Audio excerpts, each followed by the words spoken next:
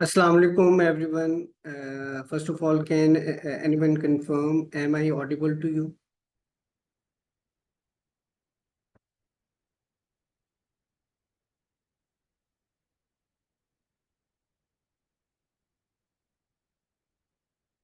Thank you.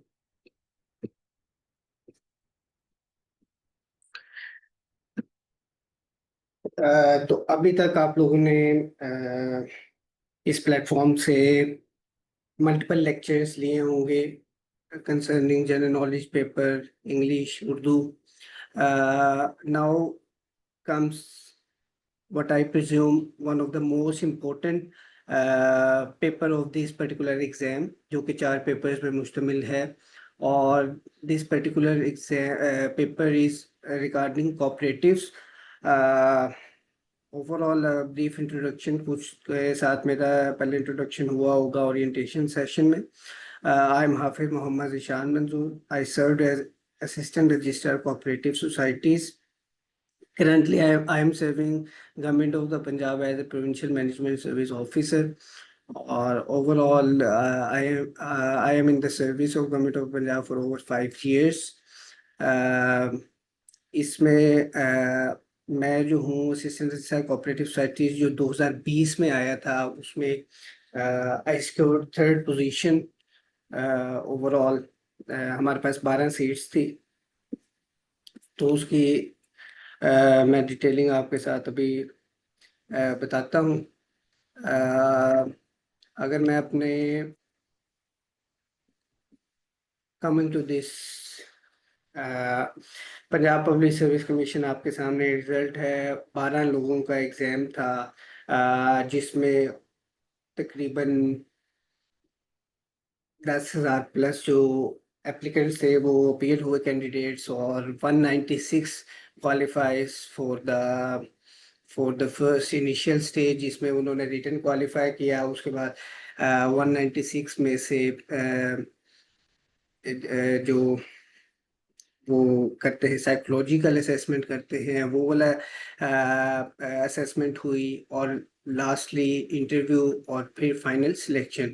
तो I scored 3rd position overall during this batch 2020 का, जिसको मैं कह रहा हूँ। और and why I scored 3rd position and why I am assuming and presuming that this particular paper is very important out of the 4 exams, जिसमें आप अगर देख सकते हैं सेकंड सीरियल नंबर पे I scored 75 marks out of 100 in this particular paper. और this was second highest in that particular exam.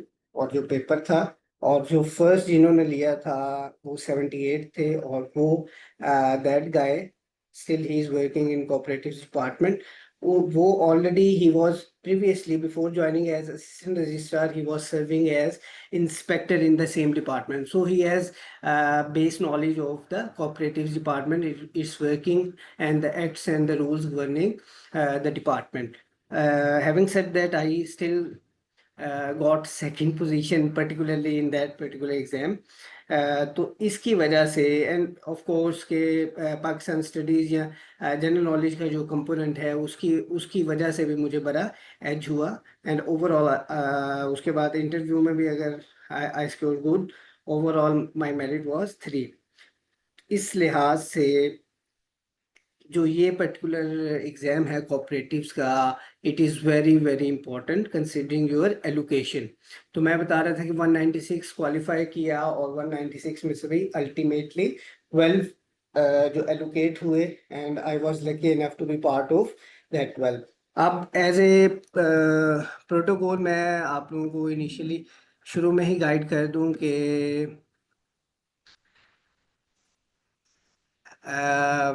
इसमें अगर हम एज ए प्रोटोकॉल आपको कहीं डिस्टॉर्शन हो तो you can then raise your hand और कमेंट ऑन दैट पर्टिकुलर जो भी वो होगा। अदरवाइज आप लोग अपने क्वेश्चंस को होल्ड करेंगे, and we can take questions in the end. ठीक है, आप लोग जो भी क्वेश्चंस होंगे आपके, वो आप लेंगे। In the end we can take the questions from all of you. तो I would request the admin के आप अलाउ करें कि जब भी क्वेश्चन आंसर हम सेशन स्टार्ट करें तो allow the participants to raise hands, and they can ask questions by the use of mic as well. ठीक है. Now starting of this particular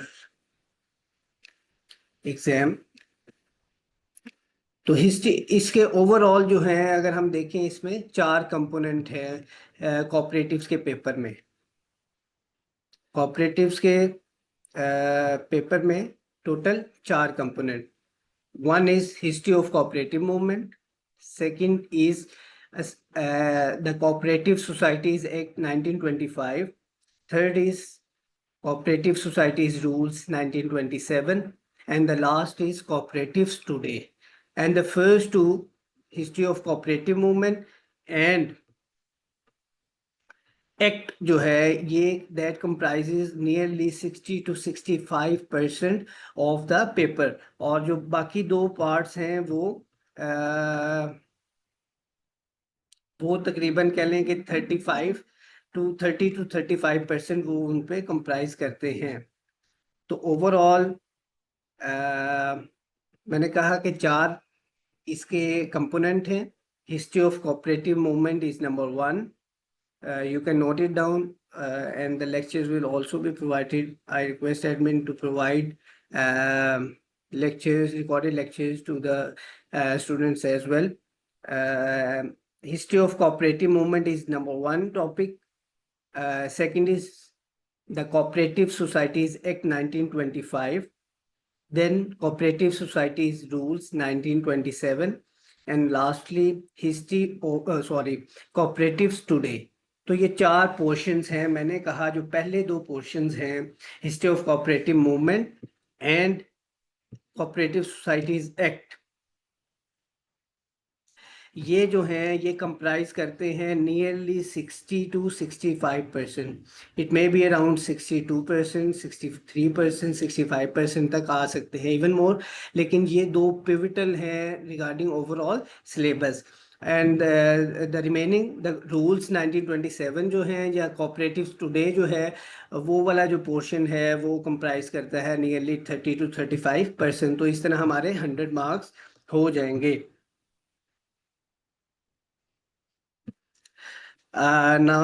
Now moving onwards, this would be the sequence of the presentation. We will share the notes with you as well. I will also share these presentation with you, but initially I will share with you the notes and आप उसको prepare करेंगे अच्छा सा. And then for helping material, as a helping material आपको मैं slides भी share करूँगा. तो this will be the sequence we will be following in today's lecture. Assistant Registrar Cooperative Societies. What is Assistant Registrar Cooperative Societies? इसके बारे में हम देखेंगे. उनकी जॉब डिस्क्रिप्शन क्या है. फिर हम origin of the cooperatives movement देखेंगे, birth of modern cooperative movement और उसकी एक्सपेंशन, फिर कोऑपरेटिव्स इन सब कॉन्टिनेंट, और लास्टली प्रिंसिपल्स ऑफ कोऑपरेटिव्स या कोऑपरेशन. तो ओवरऑल अगर हिस्ट्री को हम डिवाइड करें 2 पार्ट्स में, तो 1 is history of cooperatives in Europe and then history of cooperatives in the subcontinent. तो रिगार्डिंग एग्जाम आप लोगों को आइडिया होगा ऑलरेडी कि इंग्लिश का पोर्शन कैसे आ रहा है, उसमें क्या क्या प्रिपेयर करना है, उर्दू का कैसे आएगा, जनरल नॉलेज कैसे है. तो कोऑपरेटिव का जो एग्ज़ाम है it would be MCQ based, 100 marks MCQs.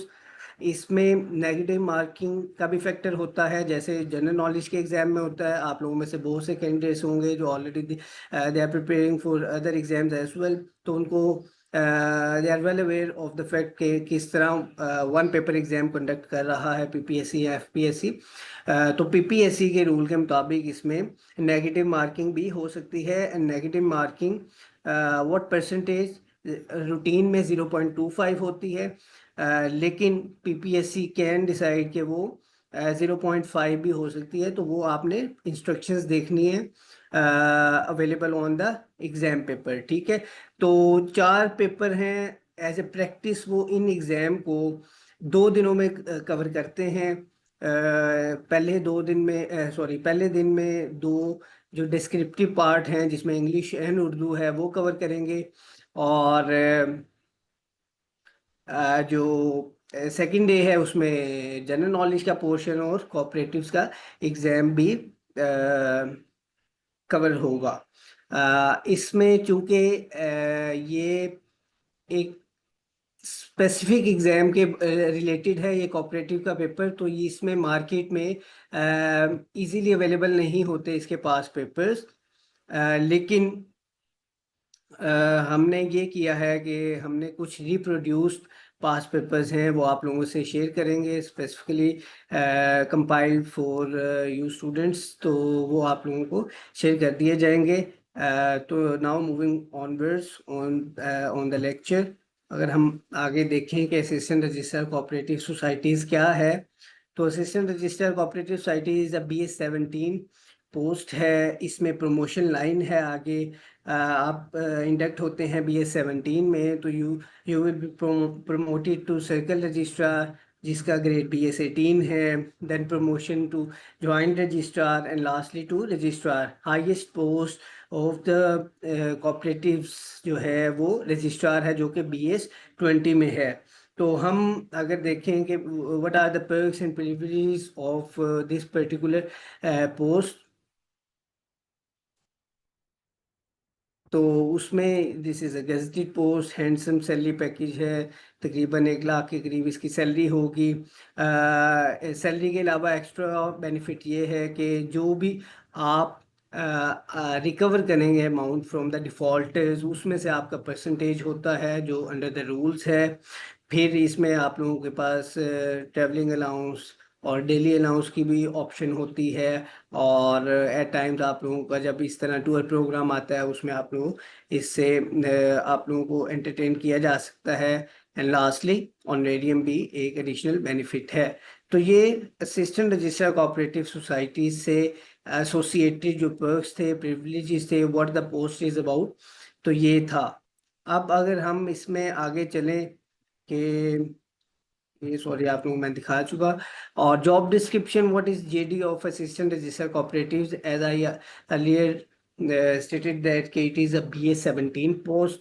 और ये क्या कर रहे हैं, ये इनकी क्या मेन रिस्पॉन्सिबिलिटीज़ हैं, तो इनकी मेन रिस्पॉन्सिबिलिटी है कि लोगों को कोऑपरेटिव आइडियोलॉजी, प्रिंसिपल्स और मैनेजमेंट टेक्निक्स के बारे में बताया जाए। एंड मैनेजमेंट टेक्निक्स मीन्स कि आपने किस तरह अपने आप को इकोनॉमिकल सस्टेनेबिलिटी की तरफ लेके जाना है, मोडेस्ट मीन्स के साथ साथ। अच्छा, इसमें ऐसे है कि अगर आप लोग you keep on asking the questions, तो हमारा जो है जो मोमेंटम है वो भी ड्रॉप होगा, डिस्टर्ब होगा। तो आई वुड रिक्वेस्ट कि मैं आप लोगों का ईच एंड एवरी क्वेश्चन को एड्रेस करूँगा, और कोशिश करूँगा आप लोगों को कि आप लोग उससे मुतमईन हो सकें। लेकिन फॉर दैट टू हैपन आप लोग kindly you can hold your questions, तो हम ताकि उसको एंड पे एड्रेस कर सके। तो मैंने कहा है कि ये मेन रिस्पॉन्सिबिलिटी या टास्क जो है असिस्टेंट रजिस्ट्रार का, वन इज कि ये कोऑपरेटिव आइडियोलॉजी, कोऑपरेटिव के प्रिंसिपल्स, एज ए टीजर मैं आपको बता देता हूँ कि प्रिंसिपल्स टोटल 7 हैं। तो ये भी एक MCQ है कि कितने प्रिंसिपल्स हैं कोऑपरेटिव्स के, तो 7 प्रिंसिपल्स ऑफ कोऑपरेशन या कोऑपरेटिव्स है। और इसके अलावा उनकी मैनेजमेंट टेक्निक्स हैं कि किस तरह हम इकोनॉमिक सस्टेनेबिलिटी अटेन कर सकते हैं ऐसे लोगों के लिए जो कि मॉडेस्ट मीन्स से हों, और जिनको गाइड करते हुए उनके मॉडेस्ट मीन्स से उनको इकोनॉमिकली सस्टेन करा दें, स्टेबल करवा सकें। इसके अलावा जो ये सेकंड बुलेट है, ये लिया गया है एक्ट में से, और एक्ट में ये मेन चीज़ें हैं, जो मेन सेक्शंस हैं, मेन चैप्टर्स हैं जो इनसे एसोसिएटेड है कि ऑर्गेनाइजेशन के कोऑपरेटिव सोसाइटी है, और मैं इधर रुकते हुए कोऑपरेटिव सोसाइटी की मैनिफेस्टेशन अगर बता सकूं, तो housing cooperative housing society is one type of cooperatives. ये हाउसिंग मैं इस वजह से बता रहा हूँ कि आप लोगों को उसका आइडिया हो सके कि कोऑपरेटिव क्या कर रहा है। तो हाउसिंग इज़ वन पर्टिकुलर कह लें टाइप ऑफ कोऑपरेटिव। और इसमें अगर हम लाहौर की बात करें, ओवरऑल पंजाब में तकरीबन 250 प्लस, नियरली 290 के करीब जो है वो कोऑपरेटिव हाउसिंग सोसाइटीज रजिस्टर्ड हैं कोऑपरेटिव डिपार्टमेंट के साथ। अगर लाहौर पर्टिकुलर बात की जाए तो वो 100 प्लस कोऑपरेटिव। जिशान भाई, सॉरी फॉर इंटरप्शन, काइंडली आप ना माइक को करीब कर लें। ओके।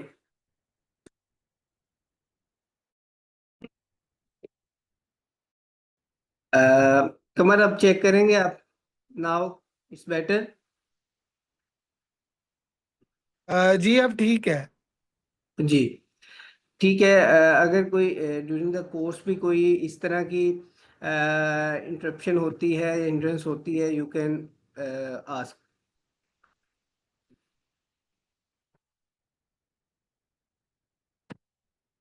चलें। मैं आपको बता रहा था कि इसकी manifestation cooperative housing society Lahore particularly की बात करें तो इसमें 100 plus cooperative housing societies exist करती हैं। नोटेबल्स में आप लोगों को अगर मैं आइडिया दूं तो model town is a cooperative society, उसका पूरा नाम है model town cooperative housing society. इसी तरह वापडा टाउन कोऑपरेटिव हाउसिंग सोसाइटी है, planning and development cooperative housing society है, नेस पार्क है, इसमेर टाउन है। इसमेर टाउन लोगों के लिए, उसका असल नाम जो कोऑपरेटिव की बुक्स में है वो कुछ और है। ठीक है। इसी तरह मल्टीपल जो है वो कोऑपरेटिव हाउसिंग सोसाइटीज हैं जिनके साथ कोऑपरेटिव का लफ्ज लगता है, वो उस वही जुरिस्डिक्शन है कोऑपरेटिव डिपार्टमेंट की। तो जस्ट आप लोगों को मैनिफेस्टेशन बताते हुए कि आप लोगों को विजुअलाइज करवाने के लिए मैंने ये बताया कि कोऑपरेटिव सोसाइटीज किस तरह की हो सकती हैं। इसके अलावा एग्रीकल्चर की कोऑपरेटिव सोसाइटी हो सकती हैं, इंडस्ट्रियल कोऑपरेटिव सोसाइटी हो सकती हैं, जैसे सोहराब आप लोगों ने नाम सुना होगा, रुस्तम सोहराब, जो कि ये साइकिल वगैरह बनाते थे और बाइक्स बनाते थे। तो इस तरह एग्रीकल्चर की हो सकती हैं। कोऑपरेटिव बैंक है एक, Punjab provincial cooperative bank limited, which is a cooperative society. तो इस तरह मल्टी सेक्टोरल इसमें जो है वो टाइप्स हैं कोऑपरेटिव्स की। तो इसमें मैंने बताया सेकंड बुलेट पे अगर आप लोग आएँ तो organisation, registration, audit, inspection and liquidation of cooperative societies in respective jurisdiction. तो ये ओवरऑल एक उन्होंने एक उसकी जॉब डिस्क्रिप्शन में ये लिखा गया है कि ये ऑर्गेनाइजेशन में हेल्पफुल होंगे, रजिस्ट्रेशन, ऑडिट अगर करना हो, कोई भी अगर एक ऑर्गेनाइजेशन चल रही है, लाजमी बात है कि उसकी फाइनेंशियल बैलेंस शीट्स को चेक करना है, कोई थर्ड पार्टी होनी चाहिए जो उसको इवेलुएट करे। और इसी तरह इंस्पेक्शन है, लिक्विडेशन है, इसको हम डिटेल में एक्ट में गो थ्रू करेंगे।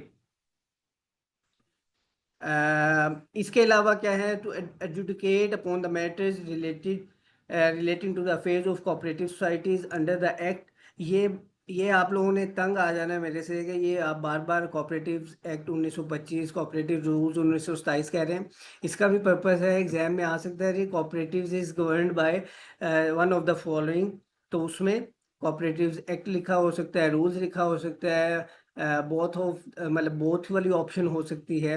तो इस तरह ये भी आप लोगों ने याद रखना है कि एक्ट जो है वो 1925 का है, रूल जो है 1927 के हैं। इसके अलावा being assistant registrar cooperative societies, you are responsible for implementation of the decisions हैं, पॉलिसीज हैं जो government from time to time issue कर रही होती है। बिसाइड्स कोऑपरेटिव सोसाइटीज आप you act as supervisory officer for the establishment. अभी हमने बात की कि असिस्टेंट रजिस्ट्रार से ऊपर क्या क्या है, आप सर्कल रजिस्ट्रार होंगे, जॉइंट रजिस्ट्रार होंगे, फिर रजिस्ट्रार होंगे। तो आपका सुपरवाइजरी स्टाफ भी है, फील्ड स्टाफ भी है, आपके नीचे इंस्पेक्टर्स होंगे और फिर सब इंस्पेक्टर्स होंगे जिनको आप कंट्रोल कर रहे होंगे, तो वो आप उनके सुपरवाइजरी ऑफिसर भी होंगे। इसके बाद अगर हम आगे चलें तो development of the cooperative movement for socio economics welfare of persons with modest means. ये पहले मैंने बात की कि जो लोग ज़्यादातर रूरल एरियाज़ में एग्रीकल्चर बैकग्राउंड से होते हैं, एग्रेरियन होते हैं, तो उनको असिस्टेंस प्रोवाइड की जा सकती है आइदर थ्रू लोनिंग और प्रोविजन ऑफ सीड और थ्रू एनी इक्विपमेंट और मशीनरी। तो ये इस तरह भी कोऑपरेटिव मूवमेंट जो है उसको socio economic welfare of persons के लिए भी उसको डेवलप करना एक रिस्पॉन्सिबिलिटी है, एक ड्यूटी है असिस्टेंट रजिस्ट्रार की। To guide the societies in planning their programme and their execution, similarly to assist the societies in obtaining finance and other requisites. obtaining finance mean getting loan from other societies या banks, तो उसमें भी assist करते हैं। इसी तरह जब loan दे रहे हैं तो लोन की रिकवरी भी, मैंने शुरू में आपको बताया, वन ऑफ द प्रिविलेज जो है असिस्टेंट रजिस्ट्रार की वो ये है कि जितनी अमाउंट वो रिकवर करेंगे उसमें उनकी फिक्स परसेंटेज है। तो ये one of the job description of assistant registrar is to assist the societies in effective recoveries of loans and dues from their members। तो ओवरऑल ये जॉब डिस्क्रिप्शन है असिस्टेंट रजिस्ट्रार कोऑपरेटिव सोसाइटीज़ की। इसमें agriculture production को भी increase करना है by by using the principles of cooperation. तो अगर आपको फिर मैं असिस्टेंट रजिस्ट्रार को फील्ड में रख के बताऊं कि असिस्टेंट रजिस्ट्रार क्या कर रहा है। असिस्टेंट रजिस्ट्रार एक तहसील लेवल पे ऑफिसर है जिसने ये सारी जो हमने बुलेट्स अभी पढ़े हैं, जो जॉब डिस्क्रिप्शन है, वो सारी एग्जीक्यूट करनी है। तो ये तहसील लेवल इसकी जुरिस्डिक्शन है। तो उसमें जो रिकवरी ऑफ लोन है, तो मैंने ओरिएंटेशन में बताया था कि रिकवरी ऑफ लोन का क्या मतलब है। रिकवरी ऑफ ऐसे ही है कि जिस तरह असिस्टेंट कमिश्नर एक तहसील में एरियाज ऑफ लैंड रेवेन्यू जो है वो रिकवर कर रहे होते हैं, तो इसी तरह असिस्टेंट रजिस्ट्रार जो है वो उसकी अपनी जुरिस्डिक्शन में ऐसा एरिया, एग्रेरियन लैंड है या दूसरी लैंड है जो कि कोऑपरेटिव्स डिपार्टमेंट से रजिस्टर्ड है, तो उसकी जुरिस्डिक्शन जो है वो असिस्टेंट रजिस्ट्रार की होगी। तो assistant registrar can act as collector in that particular tehsil. Assistant commissioner तो है, उसने दीगर जो ज़मीनें हैं उसके मामला देखने हैं। ऐसे ऐसी सोसाइटी जो कोऑपरेटिव डिपार्टमेंट के साथ रजिस्टर्ड है, उनकी जो लैंड है उससे रिलेटेड मैटर्स जो हैं वो असिस्टेंट रजिस्ट्रार की जुरिस्डिक्शन में आएंगे। Moving forward, origin of the cooperative movement. इधर मैं दोबारा से बताता चलूँगा, ये जो कोऑपरेटिव मूवमेंट हम पढ़ रहे हैं, ये कोऑपरेटिव इन यूरोप इसका वन सब पार्ट है एंड कोऑपरेटिव इन सब कॉन्टिनेंट, ये दो पार्ट मिल के मैंने बताया कि ये नियरली अलोंग साइड एक्ट जो 1925 का है, ये nearly 60 to 65% of the syllabus है जो पेपर कवर कर रहे हैं। तो इसका हम देखते हैं कि origin of the cooperative movement कैसे है। अर्ली कोऑपरेटिव ट्रेडिशंस हैं कि बिफोर 1800s क्या था। ये एक एमसीक्यू है जो फर्स्ट बुलेट है, while the modern cooperative movement began in the second half of the 19th century. अब इसमें दो तीन एमसीक्यू हैं, क्या आ सकता है। ये लाइन आप देखेंगे ये रिपीट हुई हुई है पेपर्स में इसी तरह कि the modern cooperative movement began in the कौन सा half, second half is one MCQ, 19th century is other MCQ, Europe in Europe is another MCQ. तो इसके बाद वो फर्दर भी पूछ सकते हैं कि यूरोप में प्राइमरीली किधर, इन ब्रिटेन एंड फ्रांस। तो ये जो लाइन लिखी गई है ये इस तरह मैंने उसका डिज़ाइन किया है कि जो पास पेपर है उसी से लाइंस उठा के मैंने इधर लिखी हैं कि while the modern cooperative movement began in the second half of the 19th century in Europe, second half of the 19th century means 1850 and onward, primarily in Britain and France, the concept of cooperation is ancient। अब ये जो line है the concept of cooperation is ancient, अगर आप देखें तो जो मुख्तलिफ सिविलाइजेशंस हैं अगर हम देखें तो वो अलोंग द रिवर जो है हमें मिलती हैं कि रिवराइन बेल्ट्स में वो लोग रहते थे। और वो क्यों रहते थे, क्योंकि उधर वो मिलजुल के रहते थे और वो एग्रीकल्चर अपनी क्रॉप्स को प्रोड्यूस करते थे जिसको वो यूज़ कर सकते थे फॉर डिफरेंट पर्पसेस। तो हम अगर देखेंगे कोऑपरेटिव एज अ कॉन्सेप्ट जो है वो इट्स एज ओल्ड एज जो ह्यूमन काइंड है, कि जो उसकी एग्जिस्टेंस है वो तब से उसकी एग्जिस्टेंस ही बेस कर रही है कॉपरेशन में। लेकिन उन्होंने कहा कि जो मॉडर्न कोऑपरेटिव है या फॉर्मली उसको रिकग्नाइज कब किया गया या उसको एज ए सब्जेक्ट कब कंसिडर किया गया, वो हमने फर्स्ट लाइन में पढ़ा। तो उससे पहले क्या हो रहा था कि indigenous and rural communities around the world practise collective farming, mutual aid and shared resources. लाजमी बात है, शेयर्ड रिसोर्सेज इतने ज़्यादा नहीं थे, तो वो एक ही जो है एक कलेक्टिव लोगों ने एक टूल को इस्तेमाल कर लिया। फॉर एग्जांपल कोई एग्रीकल्चर से रिलेटेड कोई टूल है जो उसमें उन्होंने क्रॉप के लगाने में इस्तेमाल होता है या हार्वेस्ट करने में इस्तेमाल होता है, तो वो उन्होंने यूज किया। तो ये नोइंगली अननोइंगली वो एग्जिस्टेंस ऑफ ह्यूमन काइंड से ही कॉपरेशन का कंसेप्ट एग्जिस्ट कर रहा है। इसी तरह मिडिवियल यूरोप जो है उसमें भी कॉमन सिस्टम्स थे जिधर लोग अपने जो लैंड है या टूल्स हैं या लोग म्यूचुअली उस पर काम करके अपने आप को कलेक्टिव बेनिफिट कर लेते थे। इसी तरह अफ्रीका और एशिया में भी हमें इस तरह के फार्मिंग सिस्टम्स मिलते हैं। लेकिन फिर ये तो एक प्री 1800 बात कर ली, लेकिन मॉडर्न अगर कोऑपरेटिव की बात करें तो वो second half of the 19th century in Europe, ये आप लोगों ने याद रखना है। ये देखें आगे उन्होंने लिखा है कि these were informal community based efforts to help members survive during tough times. Last में बात है वो हेल्प एक दूसरे की कब क्यों करते थे कि कहीं भी कोई अगर सैलाब आ सकता है या फेमाइन आ सकता है, तो उससे मुकाबला करने के लिए वो लोग एक दूसरे के साथ मिलजुल के काम करते थे या एक दूसरे के साथ रहते थे। ये बिल्कुल, अगर आप इसमें अगर कुछ बुलेट्स लिख सकें तो आप लोग अपने पास भी लिख सकते हैं, अदरवाइज आपको नोट्स प्रोवाइड किए जाएंगे। लेकिन कोई होते हैं कुछ स्टूडेंट्स के उनको दे फील कंफर्टेबल कि वो अगर नोट अपने नोट्स बनाएं या नोट करें, तो you can note down this lecture as well. अगर हम बात करें शोर पोर्टर्स सोसाइटी, ये हुई फाउंडेड कब, 1498, और किधर हुई? ये एक शोर पे हुई, स्कॉटलैंड का एबरडीन है। और ये क्लेम करते हैं, ये बात बस याद रखनी है, दे क्लेम्स टू बी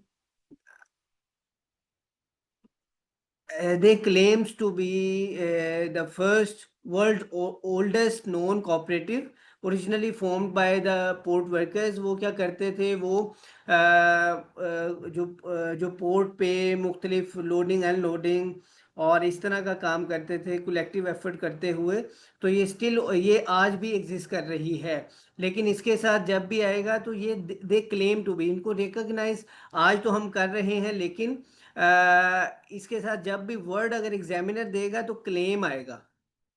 ये मैं आप ये बात नोट कर लें कि ये क्लेम का लफ्ज लाजमी आना है इधर अगर आएगा, ठीक है। क्योंकि वो ये भी पूछ सकता है कि आगे हम चलेंगे तो वो आएगा कि रिकग्नाइज्ड फर्स्ट कौन है, तो वो ये फेन विक वीवर सोसाइटी है।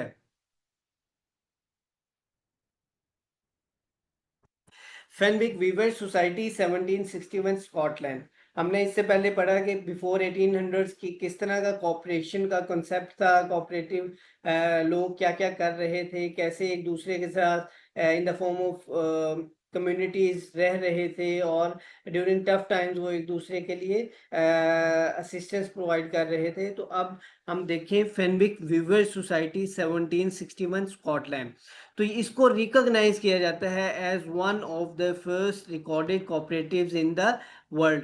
तो फेनविक वीवर सोसाइटी जो है it is recognise as one of the first recorded cooperatives in the world. और ये क्या था, ये एक इंडस्ट्री थी, फैक्ट्री थी जिधर लोग रहते थे, और उन्होंने एक सेल्फ हेल्प करते हुए अपने आप से एक दूसरे के साथ म्यूचुअल असिस्टेंस प्रोवाइड करते हुए एक कोऑप स्टोर बनाया।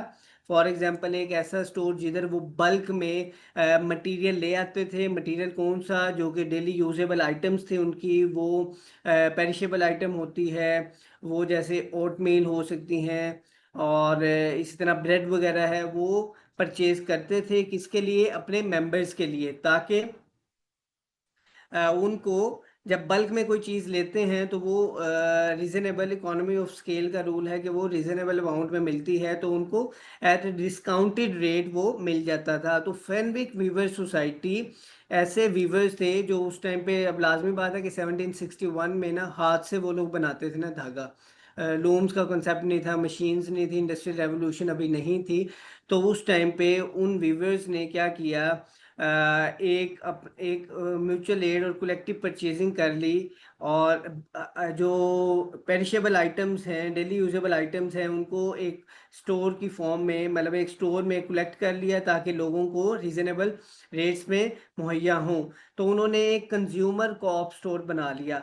तो ये एक एमसीक्यू है कि फेनविक वीवर सोसाइटी ये रिकॉग्नाइज की जाती है first recorded cooperatives in the world, और ये किधर हुआ, स्कॉटलैंड में हुआ। ठीक है, ये आपने एमसीक्यू में याद रखना है कि वो फेनविक वीवर सोसाइटी कब बनाई गई और वो कहाँ बनाई गई। और सेकेंडली ये क्या कर रहे थे, इन्होंने कॉप स्टोर बनाया। इसी तरह बच्चों के लिए लाजमी बात है कि जब प्री इंडस्ट्रियल एरा था, तो तब जो इस तरह की इंडस्ट्री थी वो 7 रेजिडेंशियल कॉलोनीज भी एग्जिस्ट कर रही थी। तो उधर के जो रेजिडेंट्स थे उनके बच्चों के लिए एक लाइब्रेरी या एजुकेशन सेंटर सभी कायम किया। तो Fenwick weaver society MCQ point of view से it is recognised as one of the recorded oldest recorded cooperatives in the world.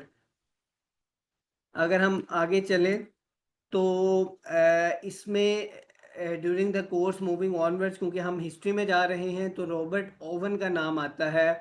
और रॉबर्ट ओवन का एरा है 1771 टू 1858। अब ये एमसीक्यूज के लिहाज से इम्पोर्टेंट है कि वो पूछ लेता है उसकी बर्थ डेथ का पूछ लेता है, ही फ्रॉम वेयर ही बिलोंग्स। तो वो भी आता है कि ही वॉज वेल्श, मतलब इंग्लैंड से था। और ये था कौन, टेक्सटाइल मैन्युफैक्चरर था, सोशल रिफॉर्मर था और फिलैंथ्रोपिस्ट था।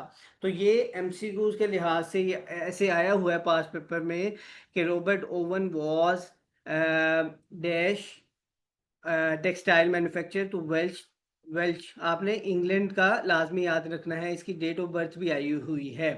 ये क्या था, ही वॉज विजनरी, अगर हम बुलेट्स पे चलें, he was visionary reformer during industrial Britain, और he champion worker welfare during the rise of free trade and industrial exploitation. अब लाजमी बात है कि इस एरा में इंडस्ट्रियल रेवोल्यूशन की तरफ इंग्लैंड जो है, ये यूरोप की बात हो रही है, इंग्लैंड जो है वो मूव कर चुका था इंडस्ट्रियल रेवोल्यूशन की तरफ।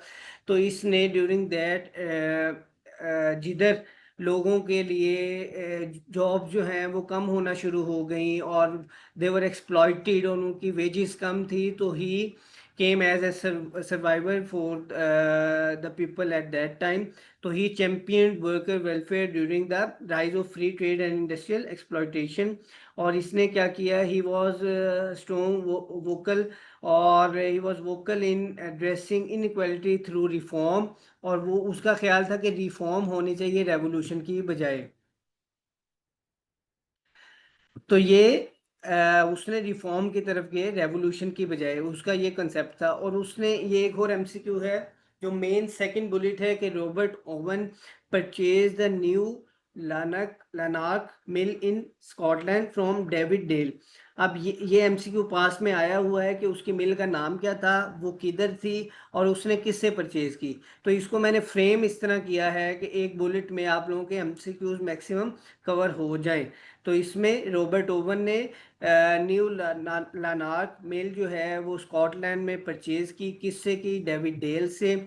और वो डेविड डेल कौन था, आगे लिखा है कि he was successful Scottish entrepreneur and philanthropist. और ये किस साल में इन्होंने परचेज की, इन्होंने 1799 में परचेज की। एडिशनली इंफॉर्मेशन कि डेविड डेल क्या कौन था, David Dale also became father in law of Robert Owen lately.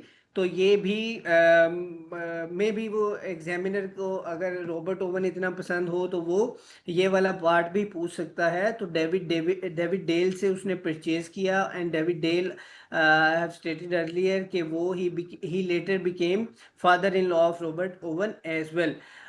तो प्रोग्रेसिव रिफॉर्म्स देखें, हमने कहा कि ही वॉज रिफॉर्मर, उसने कहा कि रिफॉर्म होनी चाहिए, रेवोल्यूशन नहीं आनी चाहिए। Why we call him as a reformer या फिलेंथ्रोपिस्ट, तो उसने क्या किया, अपनी जो मिल थी, एक तो उसने परचेज की, फिर क्या किया उसने, मिनिमम वर्किंग एज जो है वो मुकर्रर की। पहले चाइल्ड लेबर वगैरह जो है उस तरह के कोई कंसेप्ट नहीं था, तो उसने कम अज़ कम एक एज मुकर्रर की जिससे नीचे वो इंडक्ट नहीं करता था अपनी इंडस्ट्री में लोगों को, और वर्किंग आवर्स जो हैं वो रिड्यूस किए। लेकिन अब बीइंग अ मिल ऑनर, उसका क्या रोल होगा, कोई भी मिल ऑनर है उसका यही पर्पस होगा कि अपने प्रॉफिट्स को मैक्सिमाइज करे, और उसके लिए वो जितना भी लेबर को जितने एक्सटेंडेड आवर्स के लिए काम करवाता रहे उसको बेनिफिट है। लेकिन जो रॉबर्ट ओवन है वो होर माइंडसेट का था, उसने एक तो मिनिमम वर्किंग एज डिफाइन की और फिर वर्किंग आवर्स को रिड्यूस किया, और वर्किंग आवर्स को एक साइड पे रिड्यूस करते हुए उसने उनकी तनख्वाहों को भी जो इंक्रीज़ किया। तो ये भी उसका बड़ा क्रेडिट है कि उसने उनकी जो कंडीशन है, जो उनका इन्वायरमेंट है उसको भी बहुत इम्प्रूव किया, उनकी लिविंग कंडीशंस को इम्प्रूव किया, उनको रेजिडेंशियल कॉलोनीज़ बना के दी, और उन कॉलोनीज़ के साथ जो उनके बच्चे हैं उनको स्कूल्स वगैरह बना के दिए, ताकि उनको एक ही विसिनिटी में एक ही फैसिलिटी में सारी जो एमिनिटीज़ हैं वो मुहैया हो सकें। इन्होंने ऐसा भी किया कि एक लैंड दे दी अपने ही मिल के करीब, कि इधर आप लेयर आर में, मतलब फॉर एग्जांपल एक बंदे के ऑफिस वर्किंग आवर्स एक वीक के 40 आवर्स हैं, उसने मिल के लिए काम कर लिया, तो वो अगर चाहे तो उस पर्टिकुलर फील्ड पे जो उसको दे दी गई वो एडिशनली अपने बेनिफिट के लिए काम कर सकता है। तो ये एक बड़ी लेवरेज थी on the part of the labourers, कि उनको एक नॉट ओनली ये एक अलाउ किया गया कि वो काम कर सकते हैं, बल्कि उनको जगह भी दी और लैंड भी दी इस रॉबर्ट ओवन ने। तो इससे इससे क्या हुआ कि ही रिड्यूस्ड प्रॉफिट मार्जिन्स, उसने इवन अपने प्रॉफिट मार्जिन्स को रिड्यूस किया एट द कॉस्ट, के उसने लोगों की फलाह के लिए जो है ज़्यादा काम करना मुनासिब समझा, बजाय इसके कि वो अपने प्रॉफिट को मैक्सिमाइज करता। उसने वर्कर वेलफेयर बीइंग या वर्कर वेल बीइंग के लिए जो है अपने जो प्रॉफिट्स हैं उसको कम किया। तो रॉबर्ट ओवन को, जिसकी इतनी खिदमात हैं, उसको फादर ऑफ कॉपरेशन कहा जाएगा, और इन्होंने, रॉबर्ट ओवन ने he for the first time coin the term cooperation, और उसने फॉर द फर्स्ट टाइम कहा कि cooperation is antidote to competition, के कंट्रास्ट है कंपटीशन का, कि हम कंपटीशन में क्यों जाएं, हम कॉपरेशन से अपने आप को हम अपना एग्रीकल्चर हो या जो भी प्रोड्यूस है वो इंक्रीज कर सकते हैं। तो इनको इस वजह से फादर ऑफ कॉपरेशन भी कहा जा सकता है, कहा जाता है। ये एक एमसीक्यू है कि who is the father of cooperation या कॉपरेटिव्स, तो Robert oven is the father of cooperation या कॉपरेटिव्स। इसी तरह इन्होंने वर्कर रन कम्युनिटीज़ बनाई विद शेयर्ड रिस्पॉन्सिबिलिटीज़। ये वही बात है कि उन्होंने उन्होंने एक उनको लैंड जो है लैंड प्रोवाइड की जिधर वो मिल के काम करते थे, तो वर्कर रन कम्युनिटीज़ उनको प्रोवाइड की गई by Robert Owen across the जो इसको कहते हैं कि across his mill, around his mill. तो उसके थ्रू उसने इसके अलावा क्या किया, promoted reforms through speeches urging urging other industrialist to follow suit. उसने तो अपने हिस्से का काम किया, अपने साथ जो उसके बिजनेस पार्टनर्स थे उनको कायल किया, और वो अपने एंड पे, जो हमने स्कॉटलैंड में पढ़ा कि उसकी न्यू लार्नाक जो मिल थी उसके जो वर्कर्स थे, लेबरर्स थे, उसको तो फ़ायदा दिया, लेकिन वो दूसरों को भी उसने अर्ज किया कि आप इसी तरह की जो कम्युनिटीज़ हैं या अपने वर्कर वेलफेयर के लिए काम करें। इसके बाद इन्होंने जो ये कोऑपरेटिव कम्युनिटीज़ हैं वो किधर किधर कायम की, वो यूरोप में कायम की और अमेरिका में की, क्योंकि वो इधर काम करने के बाद America he flew to America, और उधर जाके उसने स्पीचेस की और लोगों को कॉपरेशन के कंसेप्ट के बारे में आगाह किया। तो यूरोप में स्पेसिफिकली बाज़ दफ़ा एमसीक्यू आया है कि किधर यूरोप में कम्युनिटी उन्होंने कायम की या वर्कर कोऑपरेटिव कम्युनिटी कायम की, तो ग्लासगो है उसका example. I would again request the students to stop जो है वो काउंटर क्वेश्चनिंग या काउंटर कमेंटिंग। आप आपको आपको जब मैं थोड़ा सा आगे जाऊंगा आपको आइडिया हो जाएगा कि एग्ज़ाम किस किस तरह आ सकता है। During the course of my discussion या जब मैं लेक्चर डिलीवर कर रहा हूँ मैं आपको आइडिया भी दे रहा हूँ कि क्या क्या एमसीक्यू आ सकता है। अगर किसी की कोई भी क्यूरी होगी, इट इज़ देखें जनरल नॉलेज का एग्ज़ाम है, वो 100 मार्क्स का है। You may be appearing for assistant any assistant seat, BS 16 seat, you may be appearing for BS 14 seat. तो उसके एग्ज़ाम, उसकी तैयारी, उसका जो सिलेबस है वो मोर और लेस सेम है। किसी में उर्दू का पोर्शन है, नहीं है, किसी में इस्लामियात है, करंट अफेयर है, जनरल नॉलेज है, किसी में जोग्राफी का पोर्शन है, मैथ का पोर्शन है, इंग्लिश का पोर्शन आ जाता है एमसीक्यूज में। वो एक एक सिलेबस है। आप लोग कुछ हो सकता है कुछ अरसे से तैयारी कर रहे हो, आपको आइडिया होगा this is a different subject. ये इसमें मैं आप लोगों को आई विल ट्राई कि मैं इस तरह लेके चलूँ आप लोगों को एग्जामिनेशन पॉइंट ऑफ व्यू से हेल्पफुल हो सके। तो आप लोग होल्ड योर हॉर्सेस, आप थोड़ा सा वेट करें। किसी को अगर difficulty, someone feels difficulty in understanding any particular topic, any particular जो भी उसमें सब टॉपिक है, ही और she can ask later as well. लेकिन you as of now you can hold your horses for greater good. ठीक है, तो अगर हम बात करें कि मैंने ये बता दिया कि फादर ऑफ कॉपरेशन है और उसने ग्लोबल एक्सपेरिमेंट्स एंड चैलेंजेस थे उनके, उन्होंने उसको एड्रेस किया। कोऑपरेटिव कम्युनिटीज़ कायम की, किधर की, यूरोप में की और फिर अमेरिका में की। लेकिन देखें, एक बंदा ओवरऑल सिस्टम को तो रिफॉर्म नहीं कर सकता। He needed support at that time which could not be provided by his counterparts. तो क्या हुआ, he was failed in his reform due to, अपने एंड तक तो वो सक्सेसफुल रहा, अपने मिल तक तो वो सक्सेसफुल रहा, लेकिन he failed due to lack of capital. वो एक एक हद तक ही सपोर्ट कर सकता था ना अपनी इंडस्ट्री को या लोगों को। अदर इंडस्ट्रीज ने डिडंट फॉलो द सूट, और वो उन्होंने उस तरह वर्कर वेलफेयर के लिए काम नहीं किया। इसी तरह उन्होंने वर्कर की बेटरमेंट के लिए कोई इन्वेस्टमेंट नहीं की। तो इस वजह से ओवरऑल फेल हुआ इनका जो सिस्टम था। अगर हम आगे चलें, लेगेसी अगर देखें तो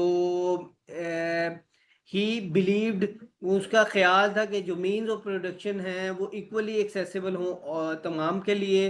however he failed, still he infuse the spirit of cooperative among many people. और हम देखेंगे कि इनके बाद आने वाले लोगों ने इन्हीं के प्रिंसिपल्स को बिल्ट ऑन करते हुए ये सारा इसको कॉपरेशन का एज ए सब्जेक्ट जो है या एज ए टूल जो है वो यूज़ किया फॉर जो लेटर बाद वाले लोग हैं। अगर हम आगे रॉबर्ट ओवन, आई होप कि इसमें अगर एमसीक्यू पॉइंट ऑफ व्यू से मैंने बताया कि मैंने लाइंस ऐसे फ्रेम की हैं कि आप लोगों को एक लाइन में मल्टीपल एमसीक्यूज कवर हो सकें, including the title as well. कि रॉबर्ट ओवन वेल्श था, ये सोशल रिफॉर्मर भी था, फिलेंथ्रोपिस्ट भी था, मैन्युफैक्चरर था, और उसने फिर हमने पढ़ा नीचे कि उसने किससे वो परचेज की, उसकी जो मिल थी उसका नाम क्या था। तो ओवरऑल ये हमने इसमें कवर किया है regarding examination point of view as well. इसी तरह फादर ऑफ कॉपरेशन भी कवर किया हमने।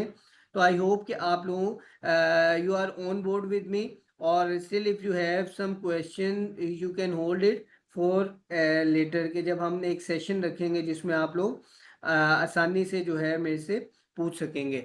आगे अगर हम चलें तो डॉक्टर विलियम किंग, इनका एरा आ सकता है 1786 1865 है। जैसे मैंने कहा उनका रॉबर्ट ओवन का आया हुआ है या आ सकता है कि वो क्या थे, ही वॉज वेल्श, और वो रिफॉर्मर थे, टेक्सटाइल ऑनर थे, और सोशल रिफॉर्मर थे, और एंटरप्रेन्योर थे। तो इनके भी डॉक्टर विलियम किंग का क्या है, ही वॉज फिजिशियन। ये डॉक्टर थे, किधर से थे, इंग्लैंड के एक टाउन ब्राइटन से थे। और इनकी कंट्रीब्यूशन क्या है, इन्होंने मैंने बताया कि ओवन जो है, रॉबर्ट ओवन जो है, आफ्टर जो उसने प्रिंसिपल्स इधर सेट किए यूरोप में, he flew to America as well, कि उधर वो इस कॉन्सेप्ट को प्रोपोगेट करे या उन्होंने किया। तो in his absence who flourished the concept of Robert Owen further, तो वो he was Dr. William King. He further strengthened the Robert Owen's cooperative ideals, और उस टाइम पे ओवन जो था he was performing his duty in America. इन्होंने की initiative क्या किए, अब ये देखें, ये लाइन देखिएगा, की इनिशिएटिव की जो फर्स्ट बुलेट है, सब बुलेट कह लें, he founded the cooperator magazine. अब ये जो कॉपरेटर मैगजीन है, who founded the cooperator magazine, तो doctor William King. Other way around, doctor William King founded the cooperator magazine. इनके कितने वॉल्यूम से, 28 वॉल्यूम से, मुख्तलिफ वॉल्यूम्स में इन्होंने मैगजीन को, मतलब ये लिखा, कॉपरेशन के बारे में लिखा, तो टोटल 28 वॉल्यूम्स। और ये एक एमसीक्यू है, 28 वॉल्यूम्स। और फर्स्ट एडिशन कब आउट हुआ, अब उन्होंने लेबर डे का वो रखा कि 1 मई 1828। तो इस लाइन में 3 से 4 एमसीक्यू हैं कि who founded the cooperator magazine, 1 MCQ. कितने वॉल्यूम है कॉपरेटर के, ये एक एमसीक्यू है। और कब ये for the first time launch हुआ, तो एडिशन फर्स्ट आउट हुआ 1 मई को। या ओवरऑल पूछा जा सकता है कि कब कॉपरेटिव लिखा गया, 1828 ईयर भी पूछ सकता है वो, ठीक है। तो इन्होंने क्या किया है, he promoted small cooperative trading associations to support Owen's vision. उन्होंने विजन के जो आइडियाज हैं, आइडियल्स हैं, उनको फर्दर करते हुए ये सारे की इनिशिएटिव्स लिए। इन्होंने फर्दर आगे गए कि he focused on self managed communities funded through profits from cooperative trade. अब देखें, हमने वर्कर वेलफेयर कम्युनिटीज पढ़ा डॉक्टर ओवन में, इनका भी वही, इसको फर्दर आगे लेके जा रहे हैं, लेकिन इसमें वो तलाश कर रहे हैं कि उनको एक फंडिंग भी मुहैया की जा सके। और वो किससे हो सकते हैं, प्रॉफिट से, वो किसी भी इंडस्ट्री के प्रॉफिट से या कोऑपरेटिव ट्रेड से। तो इनकी लेगेसी देखी जाए अगर हम, तो बाय 1830, देखें 1828 में ही वॉज वेरी वोकल, उन्होंने मैगजीन लिखा। लेकिन अगर हम देखें तो इन्होंने बाय 1830 मुख्तलिफ 330 एसोसिएशंस बन चुकी थी जो कि कोऑपरेटिव के गिर्द घूम घूम रही थी या उसके प्रिंसिपल्स पे चल रही थी। लेकिन क्या हुआ कि चूंकि इतनी फंडिंग ज़्यादा वो इकट्ठी नहीं कर सके, तो बहुत सी जो ये एसोसिएशंस हैं वो फेल हो गई। और despite challenges spark wide spread interest and, फिर भी लोगों ने कहा कि ये देखिए फंडिंग अवेलेबल नहीं थी, लेकिन ऐसे लोग जो उसके बेनिफिशरी थे, कि ऐसे बंदे जो उसकी लनाक मिल में काम कर रहे थे, या डॉक्टर विलियम किंग ने जिन इंडस्ट्रीज को कायल कर लिया, उन इंडस्ट्री में काम कर रहे थे, दे वर बेनिफिशरीज। ऑल्दो कि वो हो सकता है बाद में इंडस्ट्री फेल हो गई हो, लेकिन उनको लगा कि यार हम, हमारी भी बेटर लिविंग हो सकती है, लाइवलीहुड्स को इम्प्रूव किया जा सकता है, और अगर हम मिल के चलें तो हम अपनी जो अपनी लिविंग है उसको बेहतरीन अंदाज में कर सकते हैं। तो इस ओवरऑल डॉक्टर विलियम किंग की इन खिदमात की वजह से कुछ हिस्टोरियंस का या कॉपरेटर है उनका ख्याल है कि he may be considered the true father of cooperative movement. लेकिन एग्जाम के पॉइंट ऑफ व्यू से मैंने कहा फादर ऑफ कॉपरेशन या फादर ऑफ कोऑपरेटिव मूवमेंट है Robert Owen. Doctor William King का अगर सवाल आता है तो उनके प्रोफेशन से बारे में आ सकता है, ही वॉज डॉक्टर, फिजिशियन थे, उनका टाउन आ सकता है, उनका जो मैगजीन है उसके बारे में आ सकता है, उसके वॉल्यूम कितने थे, और वो कब आउट हुआ, और उसने किसके आइडियाज़ को बिल्ड ऑन किया। तो ये सारे एमसीक्यू डॉक्टर विलियम किंग से रिलेटेड आ सकते हैं, इंक्लूडिंग उनकी date of birth and date of death. इसी तरह आगे हम चलें, birth of modern cooperative movement. अब देखें, एक डेट है 1844, आपने इसको बेंचमार्क कर लेना है। ये 1844 जो है वो असल में इधर से कोऑपरेटिव जो है मतलब एक इसका रिकॉग्नाइज किया जाता है वर्ल्ड वाइड के 1844 वाज द बेंचमार्क, जबकि कोऑपरेटिव को रिकॉग्नाइज किया गया वर्ल्ड वाइड। तो रॉकडेल पाइनियर्स क्या थे, रॉकडेल पाइनियर्स, अगर हम ऊपर वाली लाइन को स्किप करते हुए नीचे आए, या अगर हम देखें कि ये एरा कौन सा चल रहा है, तो आप लोग देखेंगे कि ये 1761 से हमने स्टार्ट किया था।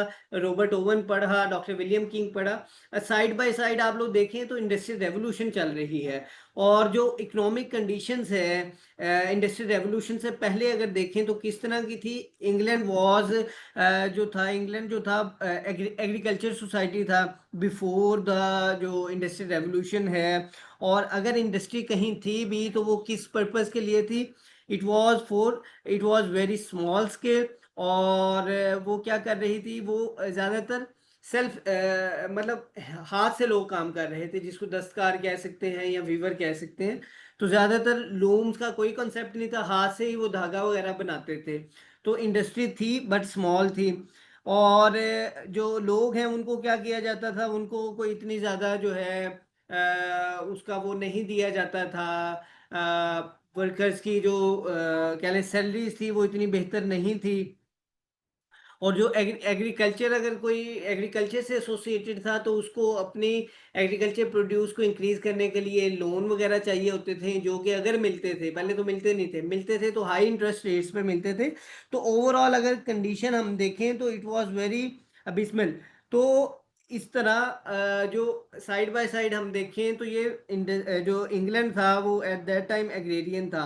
तो उसमें जैसे ही इंडस्ट्रियल रेवोल्यूशन आ रही है 1750 ऑनवर्ड्स, तो उसके इफेक्ट्स भी आना शुरू हो गए ना।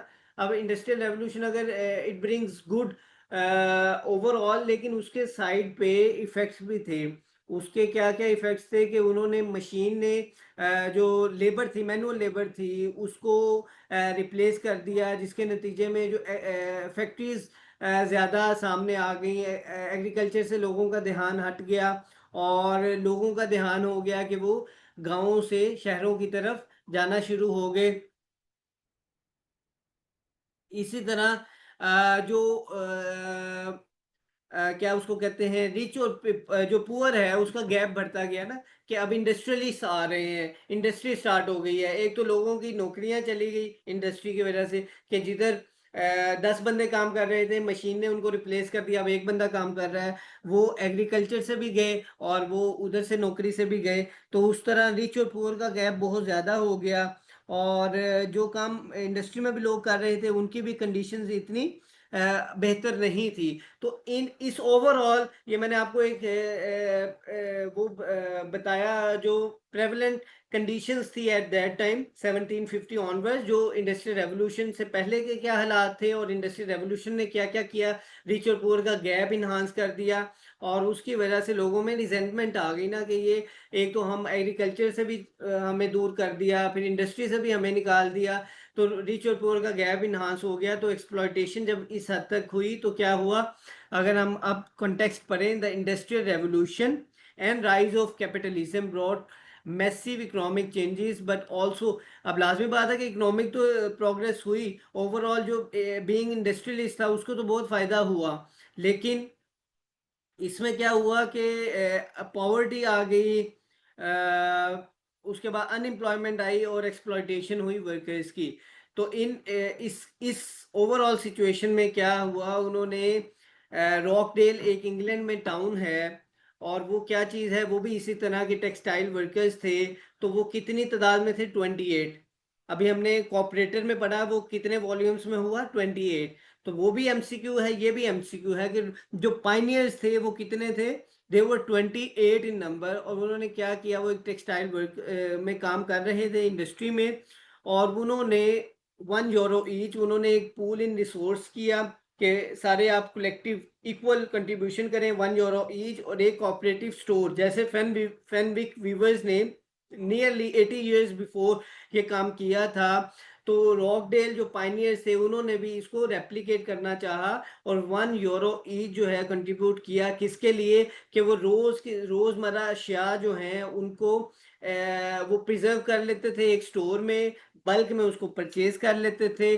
और उनको जब इंडिविजुअल यूज़ के लिए मैंने बताया कि इकोनॉमीज ऑफ स्केल के तहत उनको रीजनेबल अमाउंट में वो कॉस्ट करता था। तो ये इस तरह जो रॉकडेल पाइनियर्स थे उन्होंने एक सोसाइटी अपने आप को डिक्लेयर किया या बनाई, जिसमें वो ये एक शॉप रन करना शुरू की जिसको कोऑप शॉप कहते हैं। अगर इसको मैं टॉपिक को इधर रोकते हुए वैसे आपको मैनिफेस्टेशन बताऊं तो तकरीबन पाकिस्तान में आफ्टर पार्टीशन 50 के करीब जो हैं कोऑप स्टोर वर्क करते रहे हैं।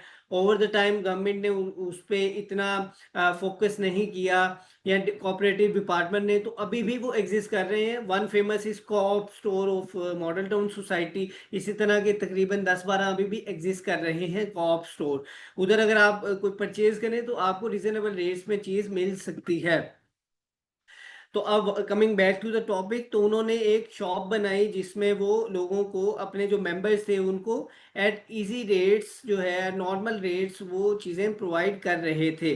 तो रॉकडेल पाइनियर्स क्या थे? 1844 में रॉकडेल एक टाउन है इंग्लैंड में, उधर एक इंडस्ट्री थी, और उसके जो लोग थे उनको रॉकडेल पाइनियर्स कहा जाता है। क्यों कहा जाता है? क्योंकि इनको रिकॉग्नाइज किया जाता है हिस्ट्री में कि they were the pioneers for the subject cooperatives.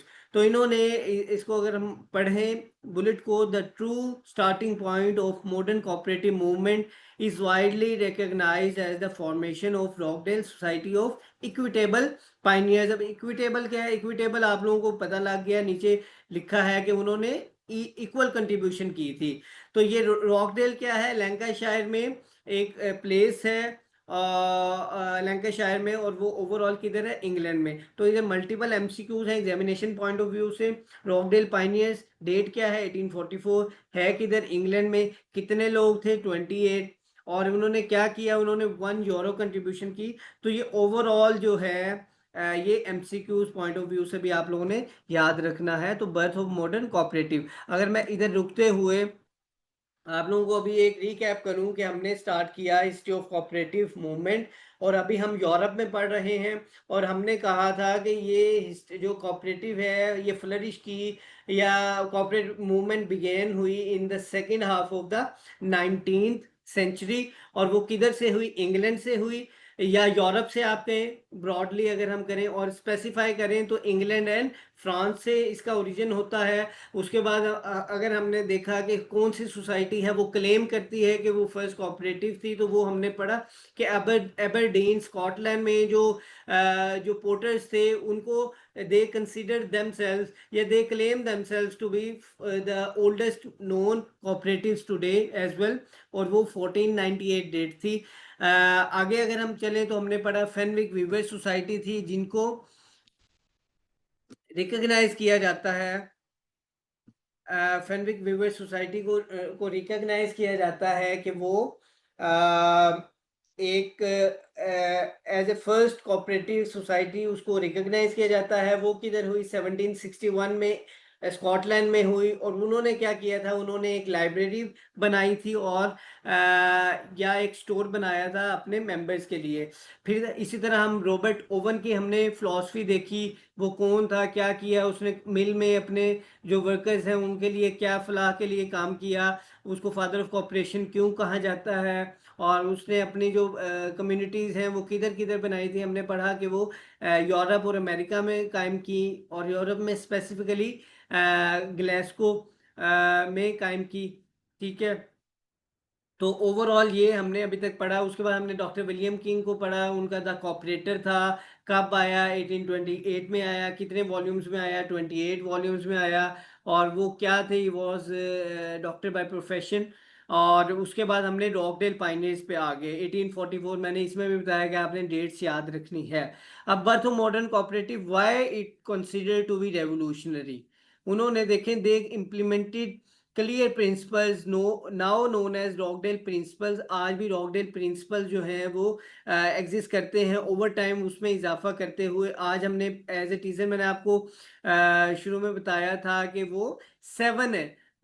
कितने प्रिंसिपल्स हैं रॉकडेल प्रिंसिपल्स या कॉपरेशन के principles? They are 7 in number.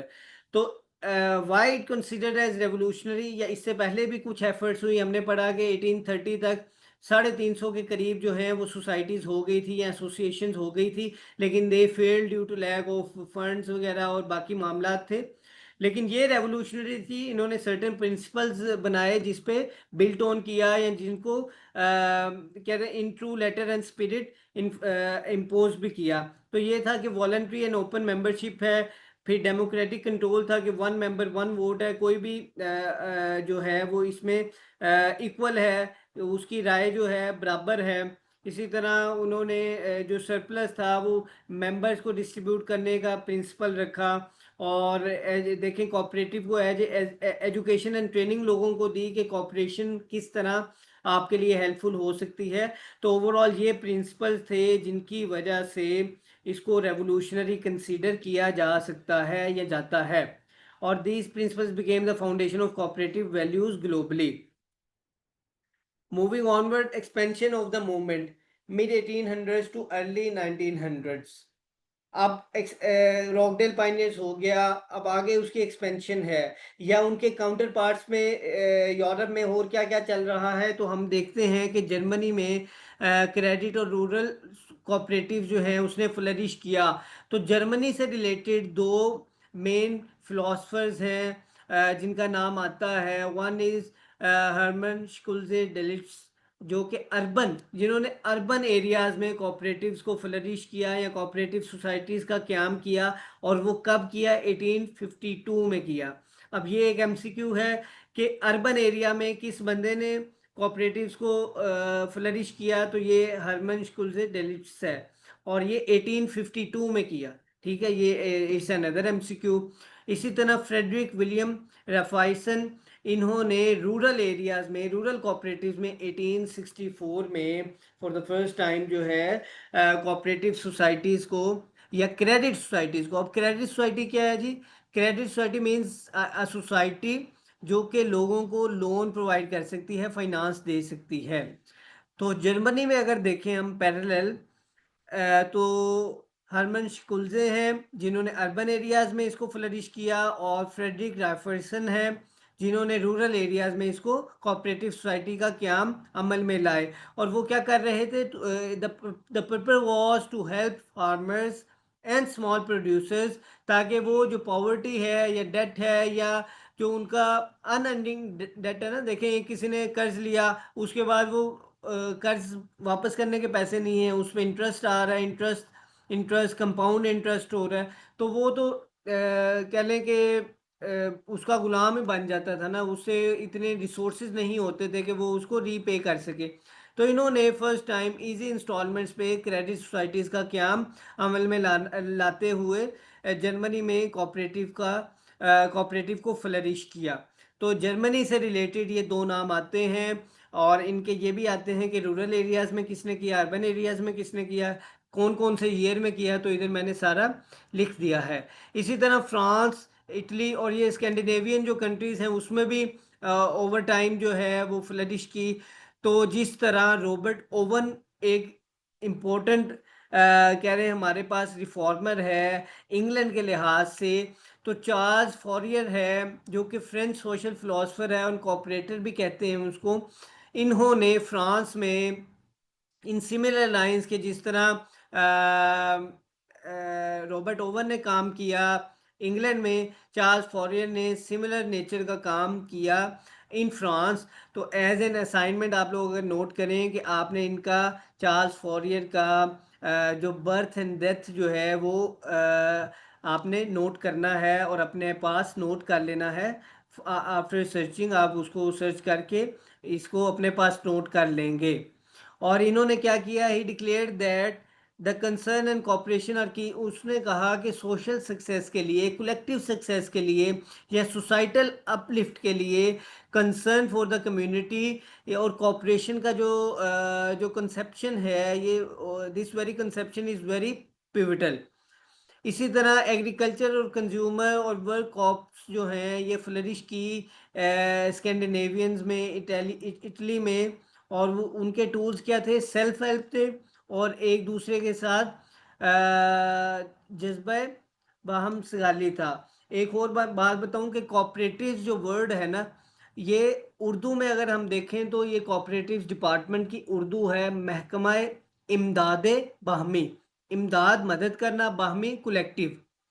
तो हम लास्ट लेक्चर में ओवरऑल कोऑपरेट, क्योंकि वो उसका टॉपिक था, इधर मैंने टच नहीं किया, कॉपरेशन का जो वर्ड है वो कॉपरेशन या कॉपरेटिव का वर्ड कोपरारी से निकला है, और वो लैटिन वर्ड है। को का मतलब है और को का मतलब है टू वर्क, और जो उपरारी है उसका मतलब है कलेक्टिव।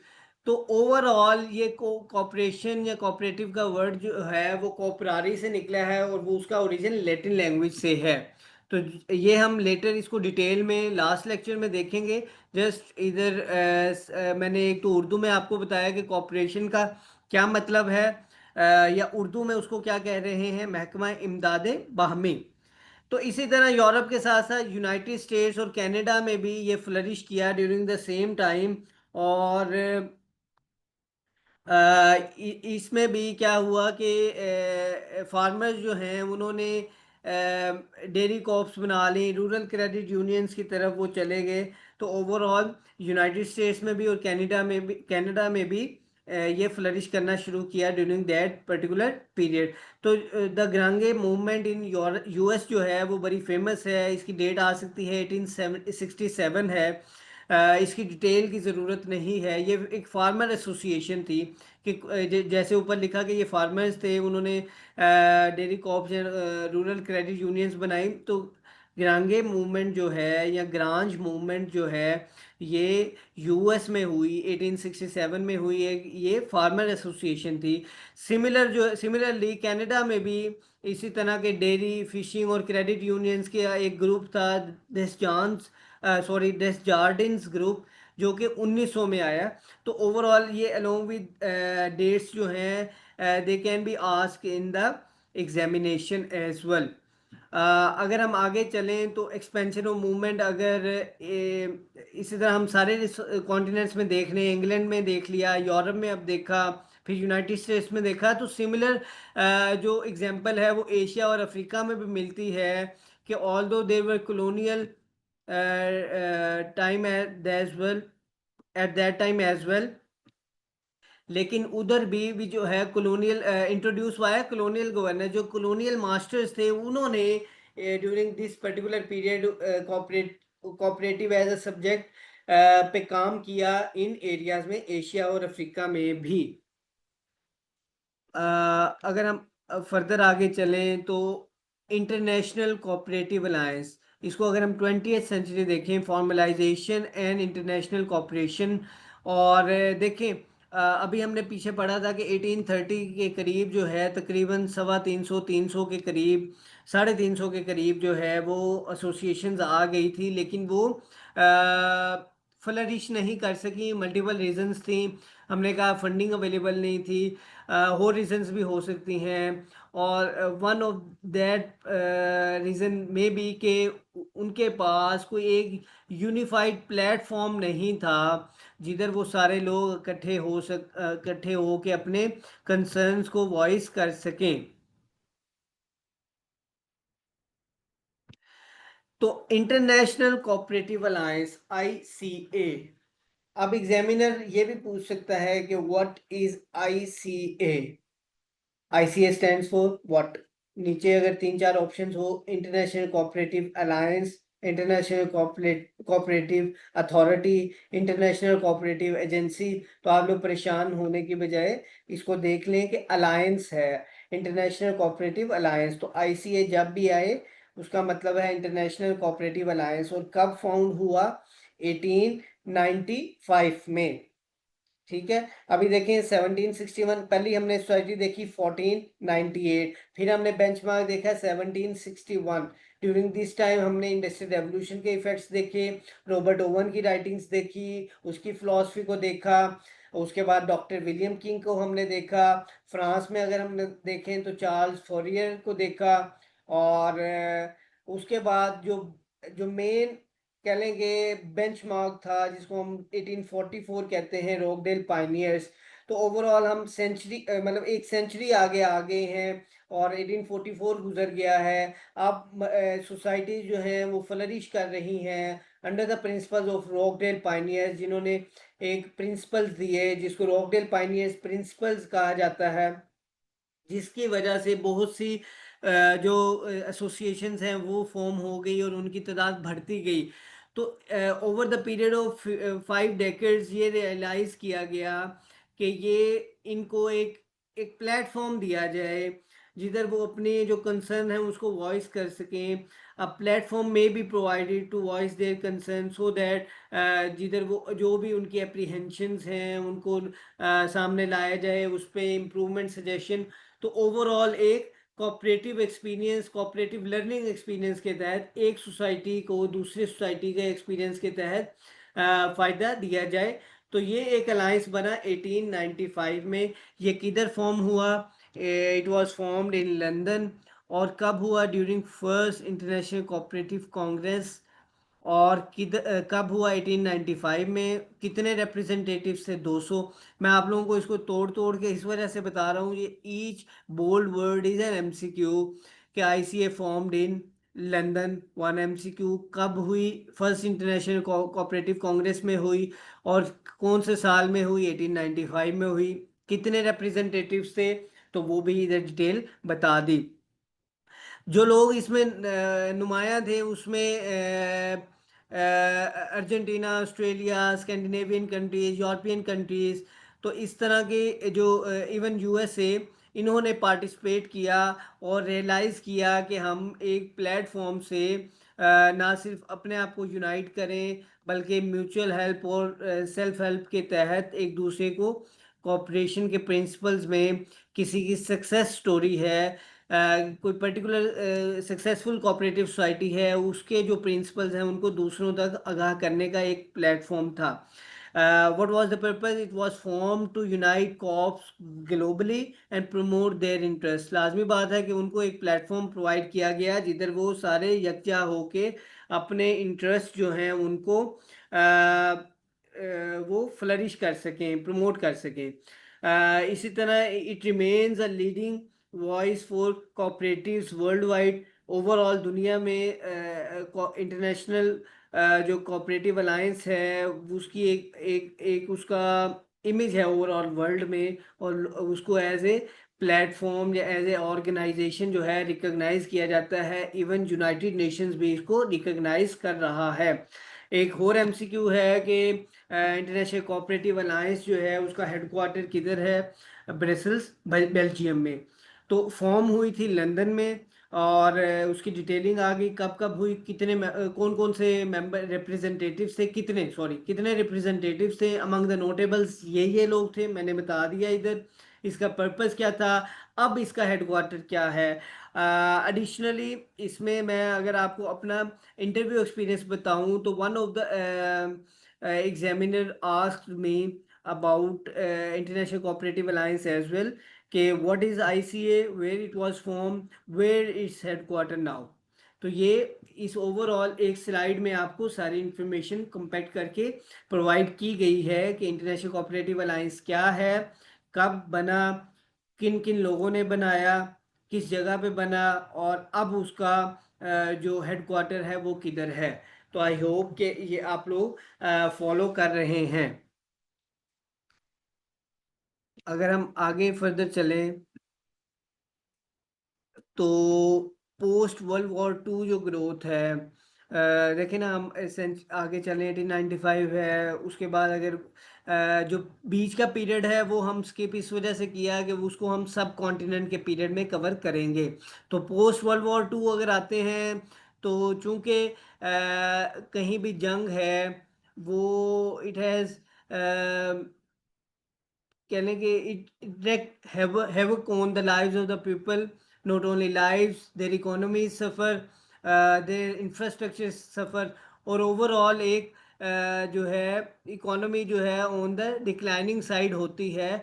तो इस तरह कोऑपरेटिव्स ने पोस्ट वर्ल्ड वॉर टू में जो वार टोन इकोनॉमीज थे उनको रीबिल्ड करने में कॉपरेशन या कोऑपरेटिव एज ए सब्जेक्ट जो है वो it was successful in rebuilding the war torn economies. और इन्होंने डेवलपिंग कंट्रीज में बड़ा दे प्रूव दिया आई from the platform of ICA cooperation या cooperative societies help the war torn countries कि वो उस ओवरऑल जो डिक्लाइनिंग उनकी इकोनॉमी थी उसको सस्टेन कर सकते। तो जिधर और प्लेटफॉर्म्स ने हेल्पफुल रहे मुख्तलिफ मुल्कों के लिए, तो जो डेवलपिंग कंट्रीज थे अफ्रीका या एशिया में, उनमें कोऑपरेटिव के जो प्रोग्राम्स थे उन्होंने भी इकोनॉमी को सस्टेन करने में बड़ा अहम किरदार अदा किया। And cooperatives become tools for poverty alleviation and rural development. इसी तरह इसी तरह अगर हम लेट लेट हाफ आए ऑफ द ऑफ 1950 से आगे अगर हम आए, तो हम देखते हैं कि वर्कर कोऑपरेटिव्स की तादाद में या हाउसिंग कोऑपरेटिव्स में या बैंकिंग कोऑपरेटिव्स में बहुत नुमाया इजाफा देखने को मिलता है। की ट्रेंड्स अगर हम देखें तो क्रेडिट यूनियंस थे, रिटेल कॉप्स थे, हाउसिंग कॉप्स थे, जो कि लेट 20th या 21st सेंचुरी के स्टार्टिंग में ये वाली टाइप्स ऑफ सोसाइटीज़ ने फ्लरिश किया। जिसमें मैंने बताया क्रेडिट यूनियंस थे ऐसी यूनियन जो कि they were responsible for providing easy interest loans to the farmers और the members of the societies. इसी तरह रिटेल कॉप्स थे, हाउसिंग कॉप्स थे। हाउसिंग कॉप्स का पर्पस था कि वो लोगों को housing dwelling at reasonable rates provide कर सकें। तो इसी तरह अगर हम आगे चलें तो एक प्लेटफॉर्म कोऑपरेटिव्स भी अगर हम देखते हैं कि आज डिजिटल एज का कॉन्सेप्ट है, तो को वर्किंग स्पेस आप देखते हैं कि एक इस तरह का लोगों का कंसेप्ट है आज। या हम देखते हैं कि कारपुल का एक कंसेप्ट है, या फ्रीलांसिंग प्लेटफॉर्म्स हैं। तो ये मॉडर्न एज के कोऑपरेटिव के प्लेटफॉर्म हैं जो कि मुख्तलिफ लोग जिनके थ्रू एम्प्लॉयड भी हैं। UN international year of cooperatives 2012, ये हिस्ट्री जो है ना कोऑपरेटिव्स टुडे का जो पोर्शन है जो हम लास्ट में पढ़ेंगे उसका बहुत इंपॉर्टेंट एमसीक्यू है कि UN international year of cooperatives कब मनाया गया। 2012 में मनाया गया। और उसका थीम जो था वो भी लिखा है नीचे, उसका थीम क्या था ये भी एमसीक्यू आता है। और ये एक और एमसीक्यू है कि जो 2012 का इंटरनेशनल यूएन ने डिक्लेयर किया था वो किस साल में किया था, तो वो 2009 में डिक्लेयर किया। ये एक ओवरऑल एमसीक्यू है जो एग्जाम्स में पास पेपर्स में आया है कि UN international year of cooperatives was declared 2012 was declared as UN International Year of Cooperatives in which year? तो 2009 में डिक्लेयर किया गया कि 2012 international UN year of cooperatives है। और उसका थीम भी इधर लिखा है कि टू प्रमोट इंक्लूसिव डेवलपमेंट। तो ये एक also it may be an MCQ important MCQ for considering your examination point of view. ये तो 2012 हो गया। इसी तरह 2025 भी जो है वो इस दफ़ा UN international year of cooperative मनाया जा रहा है। इसके हाईएस्ट चांसेस हैं कि ये एग्ज़ाम में वो पूछें, या ये पूछ सकते हैं कि लास्ट टाइम या वो इस तरह स्टेटमेंट बनाया गया कि 2025 is celebrated as UN International Year of Cooperatives when previously in the history of cooperative this year was celebrated। तो वो 2012 होगा।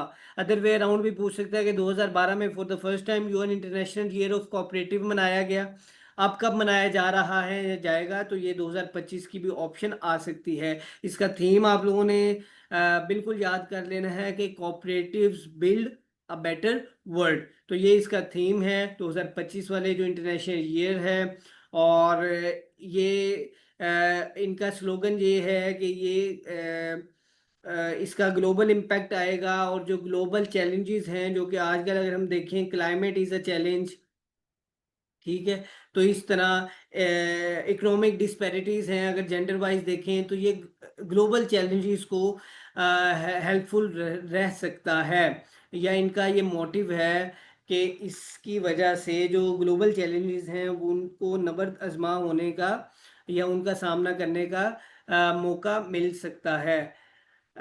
तो ये इधर तक हमने history of cooperatives in Europe को कवर किया है। अभी हमारे पास 10 बजे तक का टाइम है, तो अगर हम इसको इधर होल्ड करते हुए question and answer session start कर दें, तो जब अगर आप लोगों के क्वेश्चन आंसर एड्रेस हो जाएंगे, तो अगर हमारे पास टाइम बचता है तो हम आगे कंटिन्यू करेंगे, नहीं तो इसको हम अगले टॉपिक को कल कवर करेंगे। रिकैप अगर करता चलूँ, ओवरऑल हमने किधर से स्टार्ट किया था, मैंने आपको एग्ज़ाम के बारे में बताया कि ये 4 पेपर्स का ओवरऑल एग्ज़ाम है। उसमें 1 पेपर इज़ जो कि कोऑपरेटिव से रिलेटेड है। उस एक पेपर में अगर हम देखें तो 4 टॉपिक्स हैं। Number 1 topic is history of cooperative, history of cooperative. Other topic is cooperative act 1925। Third one is rules 1927। And last is cooperatives today. तो मैंने बताया इन 4 में से जो फर्स्ट 2 हैं, जो कि हिस्ट्री ऑफ कोऑपरेटिव है और एक्ट है 1925 का, they comprise nearly 60 to 65% of the syllabus of this particular paper. तो इस वजह से इन पोर्शन को हमने अच्छे तरीके से करना है। ओवरऑल सारा करना है, लेकिन इन पोर्शंस को अच्छे से कवर करना है। फिर मैंने बताया कि ये कोऑपरेटिव का जो पेपर है ये एमसीक्यू बेस्ड होगा, और पीपीएससी की जो प्रैक्टिस ये है कि इसको रूटीन में 0.25 नेगेटिव मार्किंग रखती है, लेकिन कहीं लिखा पढ़ा नहीं है कि उन्होंने 0.5 नहीं कर सकते। पास्ट में जनरल नॉलेज के कुछ एग्जाम्स में उन्होंने 0.5 नेगेटिव मार्किंग भी की है। तो इस वजह से आपने उस लेंस से तैयार करना है कि आपकी मैक्सिमम जो है आप तैयारी कवर करें, ताकि कोई भी एमसीक्यू आपका गलत ना हो या नेगेटिव मार्किंग की तरफ ना आ जाए। फिर भी आपने जो इंस्ट्रक्शंस हैं एग्जाम में वो देख लेनी है। ये 100 मार्क्स का एमसीक्यूज बेस्ड पेपर होगा, इसमें कोई थ्योरी नहीं होगी। इस वजह से आपने इसको उस उस लेंस से देखना है और याद करना है कि ये 1 पेजर या 1 लाइनर टाइप आपको नोट्स बना सकेंगे, बना लेंगे, या मैं कुछ आपको प्रोवाइड कर दूंगा।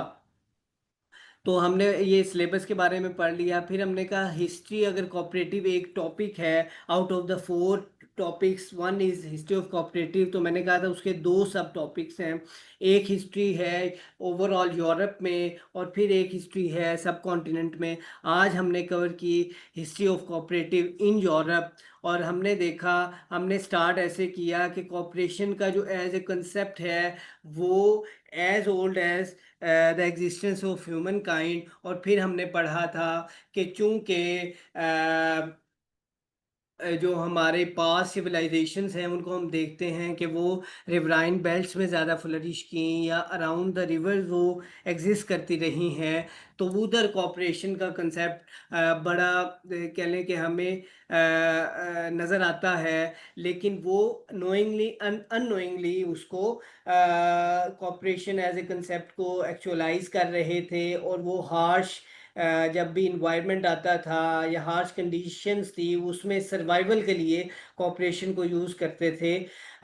फिर हमने कहा कि शोर पोर्टर्स जो थे, जो एबरडीन स्कॉटलैंड में एक शोर था, उधर वो क्लेम करते हैं कि वो ओल्डेस्ट नॉन कॉपरेशन है या कोऑपरेटिव सोसाइटी है। लेकिन हमने उसमें एक लाइन पढ़ी कि मेजर जो कोऑपरेटिव मूवमेंट है वो रिकग्नाइज की जाती है, या उसने उसको ऐसे कहा जाता है कि मॉडर्न कोऑपरेटिव जो है वो फ्लरिश की कब, second half of the 19th century. और किधर की उसने, यूरोप में की, और यूरोप में भी primarily England and Scotland, sorry England and France.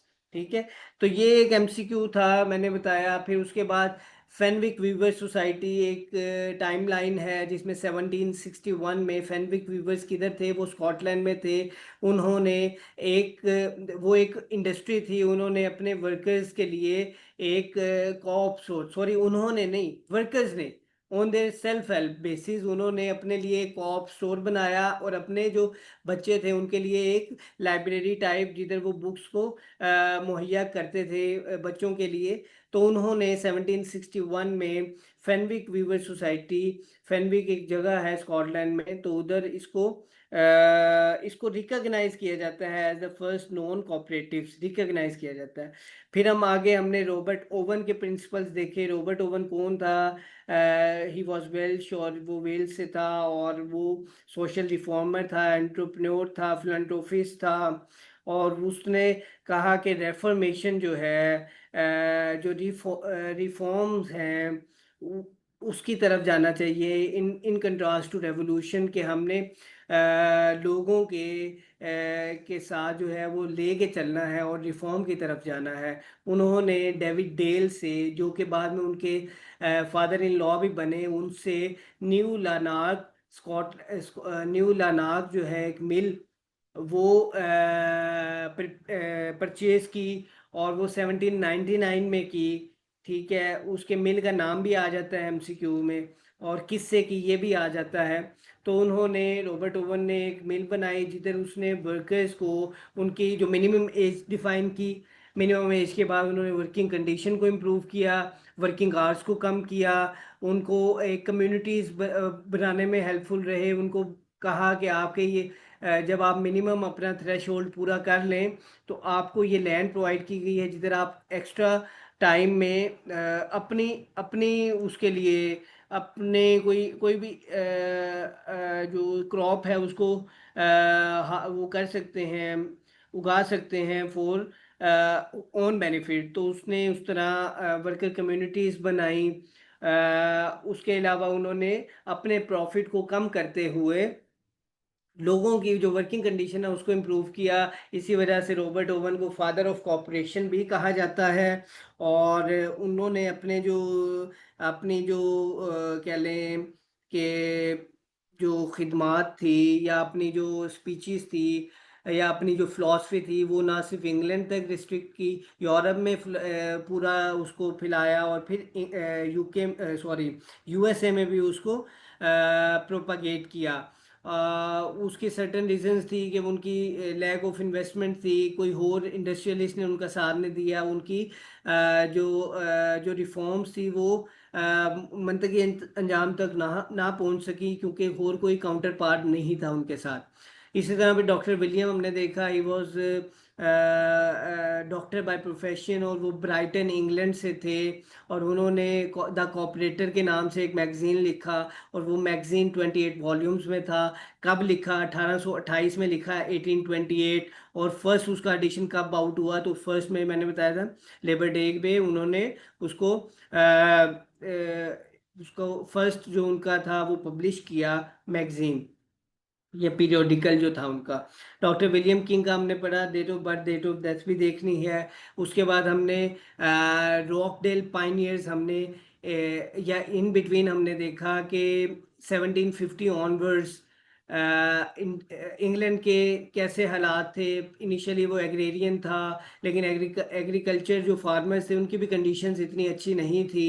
वो जो है they were bound to get loans from the, जो भी लोगों से लोन लेते थे वो हाई इंटरेस्ट रेट्स पे लेने पड़ते थे, और जिसको वो रीपे नहीं कर पाते थे।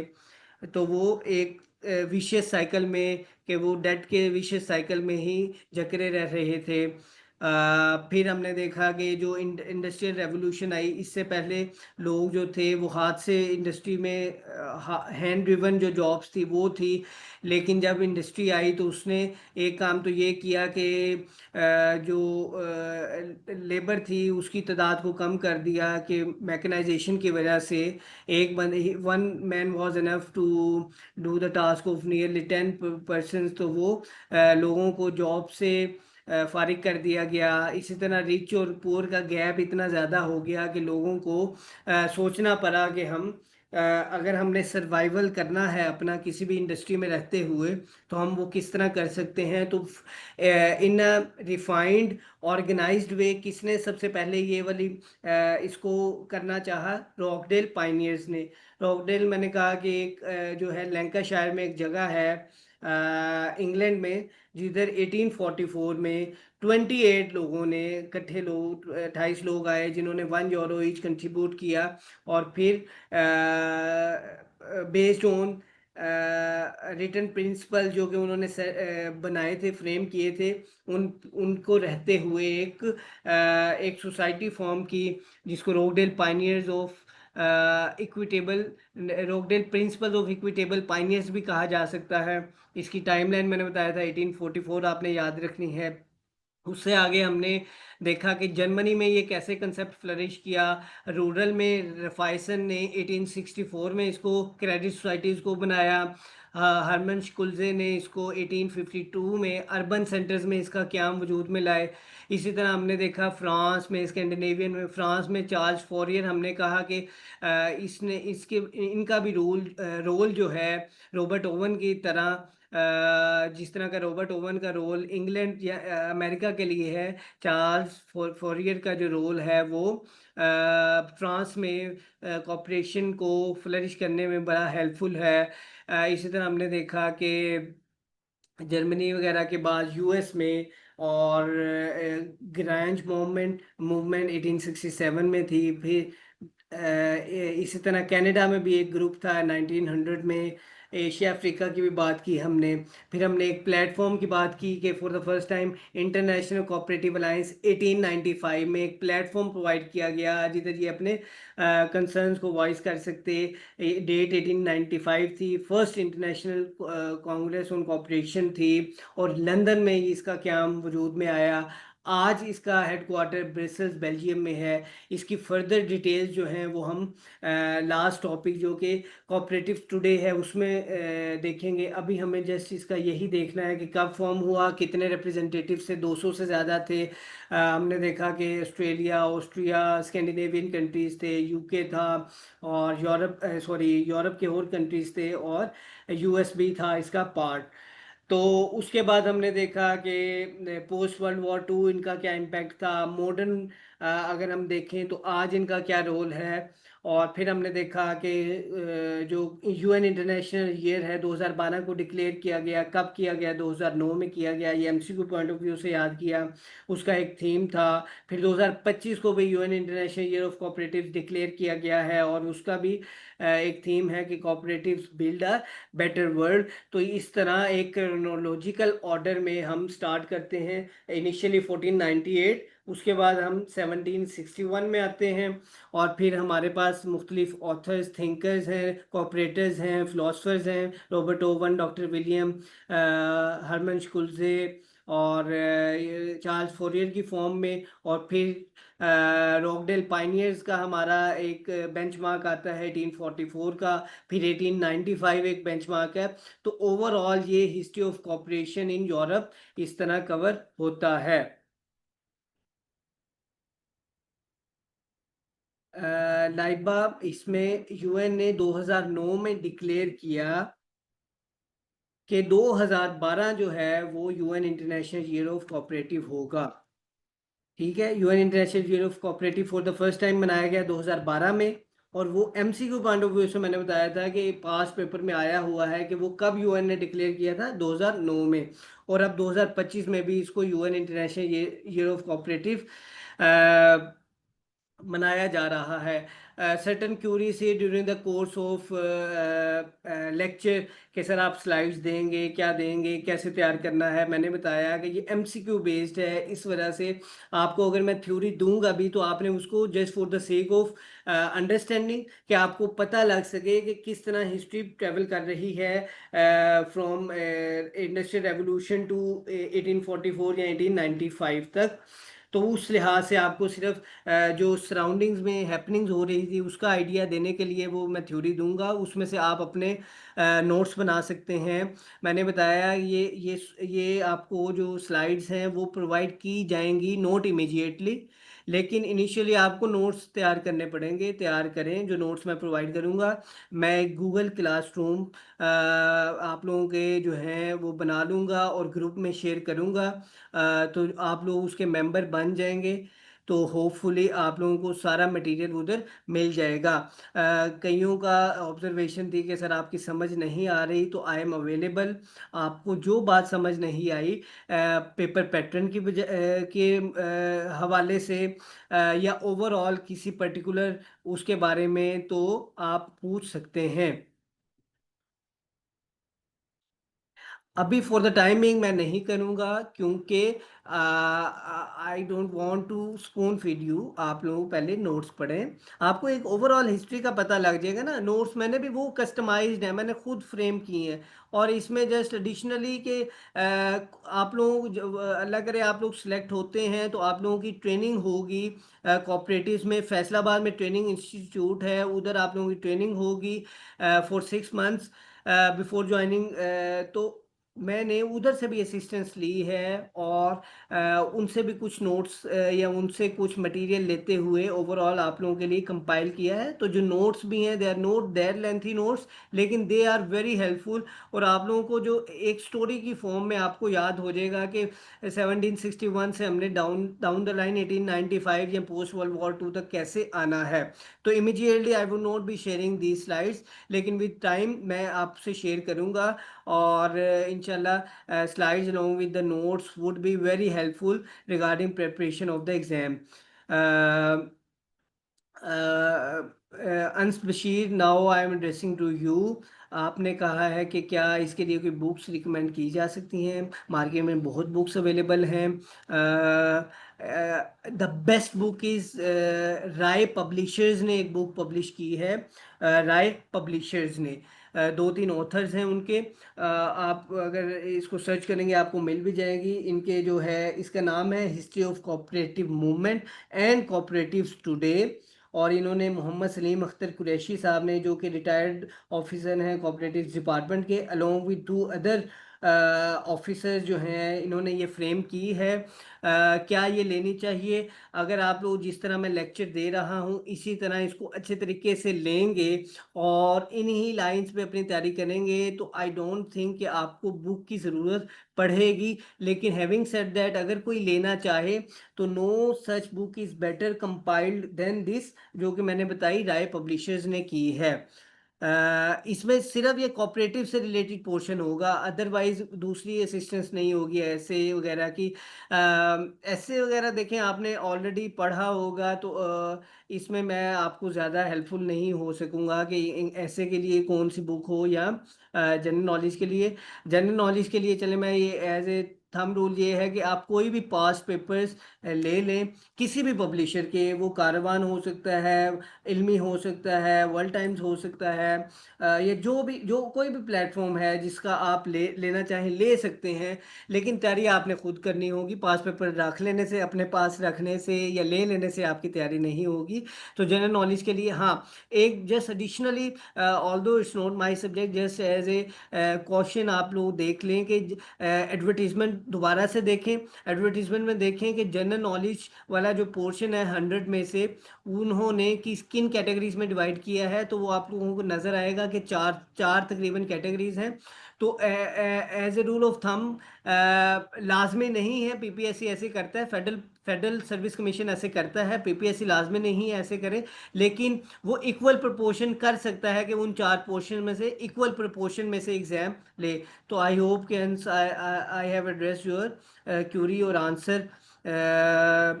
आपने अगर लेक्चर नहीं भी नोट किया हमारा, तो आपको ये रिकॉर्डेड लेक्चर मिल जाएगा। आप रिकॉर्डेड लेक्चर सुनते हुए अपने नोट्स प्रिपेयर करेंगे।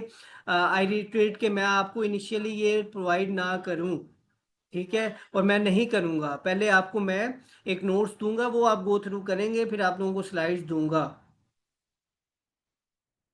आपने अगर नहीं भी नोट किया हमारा, तो आप ही इसको रिकॉर्डेड लेक्चर को देख के आपको दे विल बी हेल्पफुल। ये जो मैंने स्लाइड्स हैं आप लोगों के लिए बनाई हैं, लेकिन इसका टाइम है जब मैं मुनासिब समझूंगा आपको शेयर करूंगा।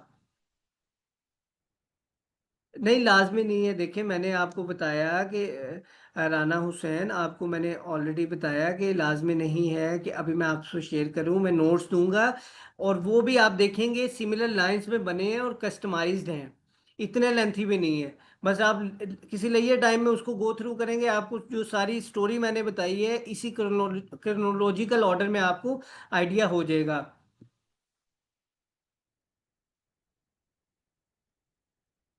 आई होप कि I have address Shahana Mukhtar and Laiba खानी।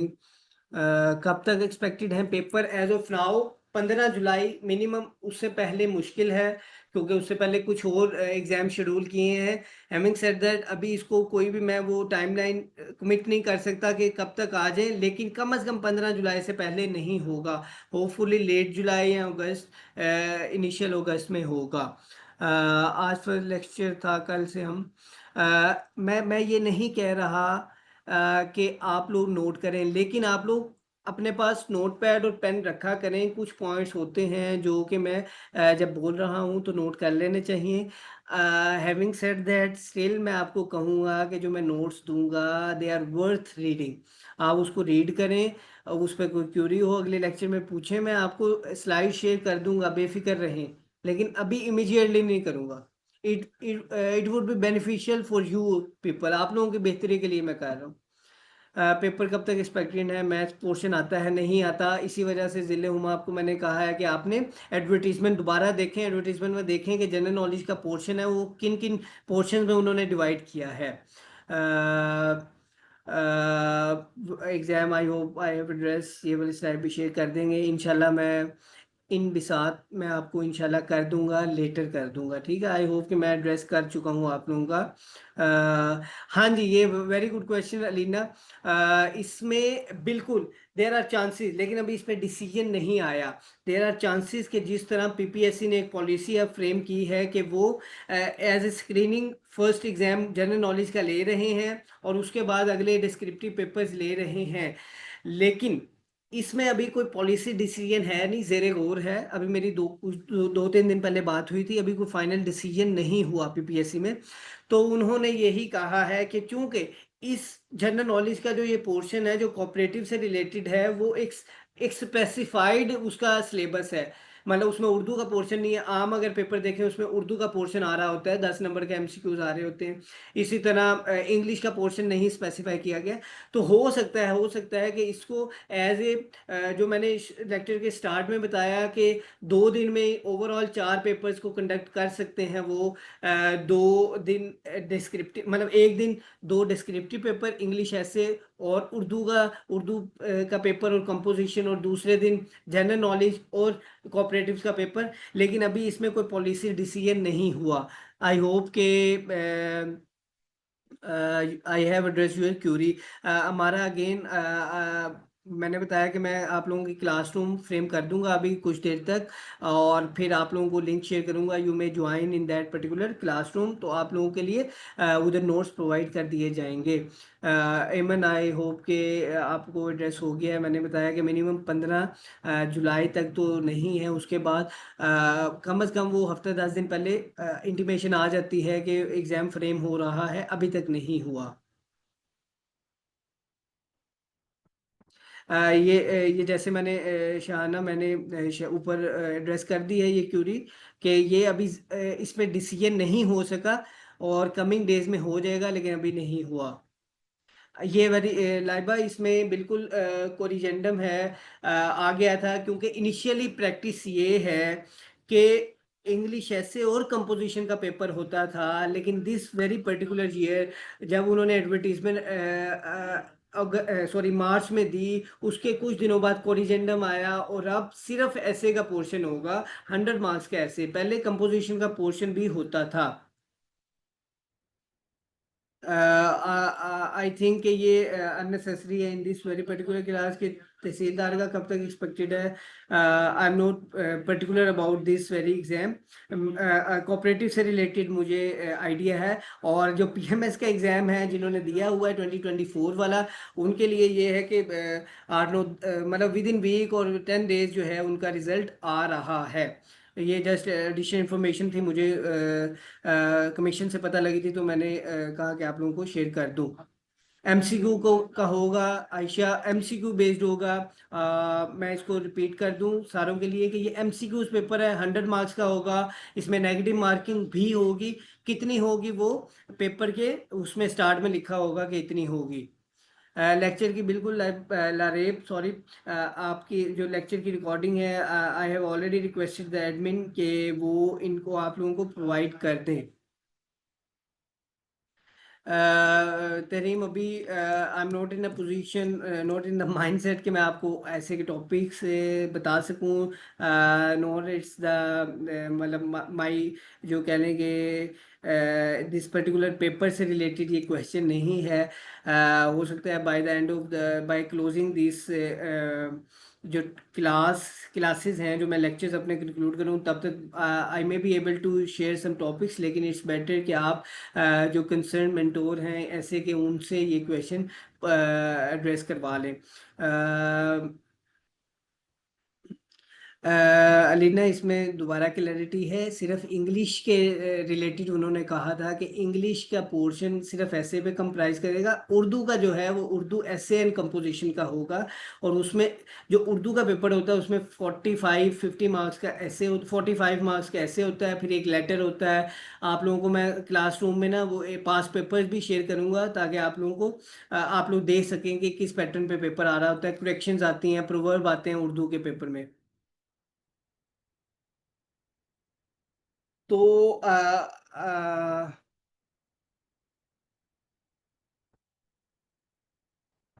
नहीं नहीं, बिल्कुल तरीम, ऐसे ही होता है ना, कोई स्पेसिफाई तो नहीं करता कमीशन, या कोई भी एग्जाम, कोई भी कंपेटिटिव एग्जाम है, चाहे वो सीएसएस है, पीएमएस है, या कोई भी डिस्क्रिप्टिव एग्जाम है, उसमें कोई भी स्पेसिफाई नहीं करता। उनके पास ओवरऑल एक कह लें कि हिस्ट्री ऑफ इवेंट्स हैं, उसमें से वो कोई भी पूछ सकते हैं एज ए रूल। पीएमएस लाजमी नहीं, रूल नहीं मैं उसको कहूँगा, लेकिन as a practice, sorry, as a practice PPSC ये करता है कि कुछ क्वेश्चंस या कुछ ऐसे ऐसे पूछता है जो डायरेक्टली रिलेटेड या अफेक्टिंग पंजाब होते हैं। ठीक है, इनका इन कंट्रास्ट टू सीएसएस जी फेडरल लेवल होता है। ठीक है, इसमें कुछ टॉपिक्स आ सकते हैं जो पंजाब को डायरेक्टली अफेक्ट कर रहे हों। या अगर हम वैसे बात करें तो आज का जैसे पाकिस्तान इंडिया जो था, टेंशन्स रही हैं, वॉर वाली सिचुएशन थी, इस तरह ईरान इसराइल वाला कॉन्फ्लिक्ट चल रहा है, या हमारा वाटर का बड़ा इशू है, तो एग्रीकल्चर का बड़ा इशू है, आजकल हॉट टॉपिक है। तो इस लिहाज से टॉपिक्स आ सकते हैं, कोई स्पेसिफाई नहीं है। करंट इशू भी आ सकता है, कोई स्टैब्लिश्ड इशू भी, जो पाकिस्तान की इम्पीडिंग जो प्रॉब्लम है वो भी आ सकती है, इरिगेशन है, एग्रीकल्चर है।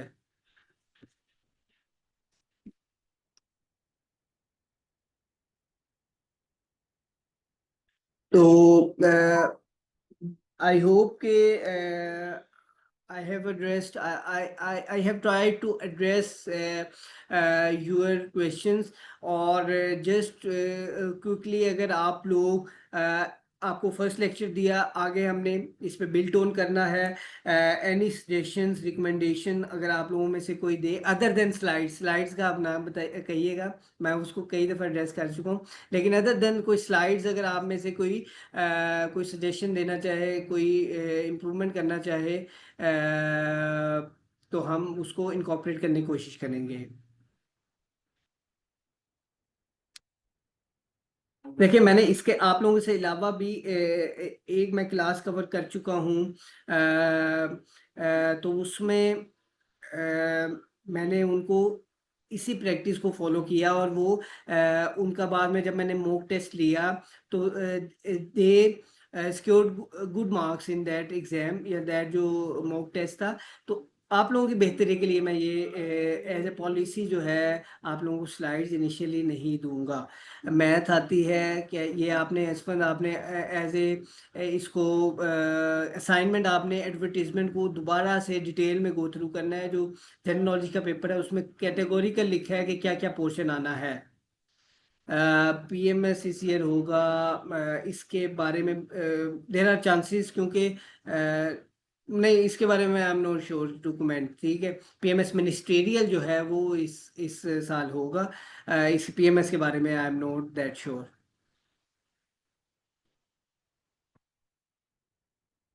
I can confirm from the commission, लेकिन as of now, Shubhana, sorry, Shahana, I am not aware of the fact कि इस साल पीएमएस होगा। I can confirm from the commission later।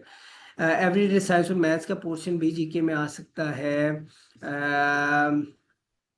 बार बार आप लोग पूछ रहे हैं, तो मैं लेट मी चेक एंड, और अगर मैं आप लोगों को बता सकूं कि एडवर्टीजमेंट में लिखा है, सर ये दोनों सब्जेक्ट नहीं है।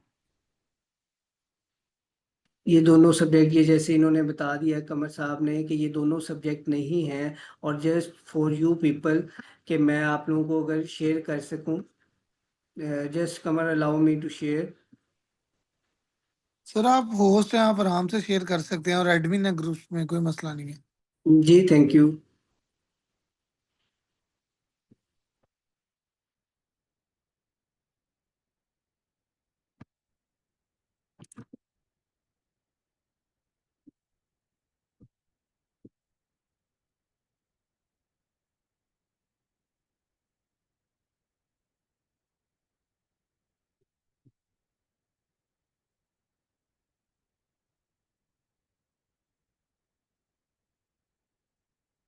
मतलब मैंने वैसे आप लोगों को एज ए असाइनमेंट कहा था, लेकिन चलें बहरहाल आप लोगों को ये मैं दिखा दूं, ऑल दो के कमर साहब and sir Adnan has already, और सर अहमद आप लोगों को इसके बारे में ब्रीफ कर चुके होंगे, लेकिन जस्ट एडिशनली आपको मैं क्योंकि जब आपने अप्लाई किया है, the first thing you must do कि आप उसको देखें तो सही क्या आ रहा है। तो ये थर्ड नंबर पे, अगर सीरियल नंबर थर्ड पे देखें, Pakistan studies is one portion, Islamic studies another portion, general knowledge third portion and computer literacy। तो एज ए प्रैक्टिस मैंने बताया, एफपीएससी मैंने बताया कि एफपीएससी अगर ये वाला सिलेबस इस तरह दे तो वो लेटर एंड स्पिरिट में फॉलो करता है, और अगर उसने 100 मार्क्स का इन 4 पोर्शंस में से देना होता तो वो 25 marks each syllabus each portion को कवर करता। लेकिन मैंने कहा पीपीएससी की कोई ऐसी प्रैक्टिस नहीं है, लेकिन having said that, Pakistan study, ये 4 पोर्शन उन्होंने कैटेगराइज किए हैं कि पाकिस्तान स्टडीज से रिलेटेड। अब इसमें पाकिस्तान स्टडीज है, पार्टीशन है, वार ऑफ इंडिपेंडेंस से ऑनवर्ड आ सकता है, पार्टीशन करंट कोई सर्कमस्टांसिस आ सकते हैं, इस्लामिक स्टडीज है, ये भी इट्स अ ब्रॉड सब्जेक्ट, और इस्लाम से रिलेटेड कोई भी जो क्वेश्चन है वो इसमें पूछा जा सकता है, वॉर्स हैं, आप सल्लल्लाहु अलैहि वसल्लम की लाइफ है, कुरान से रिलेटेड क्वेश्चन इसमें आ सकेंगे। जनरल नॉलेज है ये, असल में ये जो पोर्शन है जनरल नॉलेज का, इसमें क्या क्या डोम है उसके पास, इसमें ज्योग्राफी का पोर्शन पूछ सकता है, हिस्ट्री का वो पूछ सकता है, करंट अफेयर्स का पूछ सकता है। तो जनरल नॉलेज का जो पोर्शन है ना, उसमें एग्जामिनर के पास लेवरेज है कि वो किन किन पोर्शंस को टच कर सकता है। अदरवाइज बाकी डिफाइंड पोर्शंस हैं कि कंप्यूटर लिटरेसी है, कि एमएस ऑफिस से रिलेटेड क्वेश्चंस आएंगे। तो जो जनरल नॉलेज का आई एज्यूम के 25 मार्क्स का होना चाहिए, होगा नहीं ये मैं इस पे कमेंट नहीं कर सकता, लेकिन अगर 25 मार्क्स का होगा तो एग्जामिनर हो सकता है कि 5 मार्क्स ईच, पांच पांच मुख्तलिफ टॉपिक्स को कवर कर ले। एग्जामिनर हो सकता है कि सिर्फ 2 पोर्शंस को कवर करे और 12 और 13 कर दे। तो ये सब टू एग्जामिनर, लेकिन आप लोगों को ये डिफाइंड होना चाहिए कि कौन कौन से पोर्शंस आपने तैयार करने हैं। तो on repetition of the question, so I feel it good to कि मैं इसको कर सकता, और मैंने आप लोगों को कुछ ब्रीफ कर दिया, ठीक है। तो आई होप के आज हम इधर कंक्लूड करें, we can call it a day. और आई वुड रिक्वेस्ट एडमिन कि आप इनको लेटली जो है व्हेन अवेलेबल आप इनको साथ जो रिकॉर्डिंग है वो शेयर कर सकें। तो बाकी मैं आप लोगों को जो नोट्स का शेयरिंग का मैकेनिज्म बता चुका हूँ।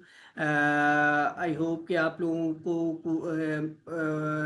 Once you have join this class आप लोगों को कुछ ना कुछ है एक आइडिया हुआ होगा कि कोऑपरेटिव का जो पेपर है वो किस किस एंगल से आ सकता है, या वो किस तरह का होता है। हम इसको इंशाल्लाह आगे जब लेके चलेंगे तो you will find it easy to crack this particular exam। ये बिल्कुल एक एग्जाम कंसीडर करेंगे, लेडी का अलग नहीं करेंगे, एक ही एग्जाम होगा जिसमें वो उधर से ही वो लेडी के लिए भी स्क्रीनिंग करेंगे। ये मेरी बात हुई थी अभी तक, ये इसमें ऐसे ही है कि लेडी के लिए भी सेम एग्जाम होगा।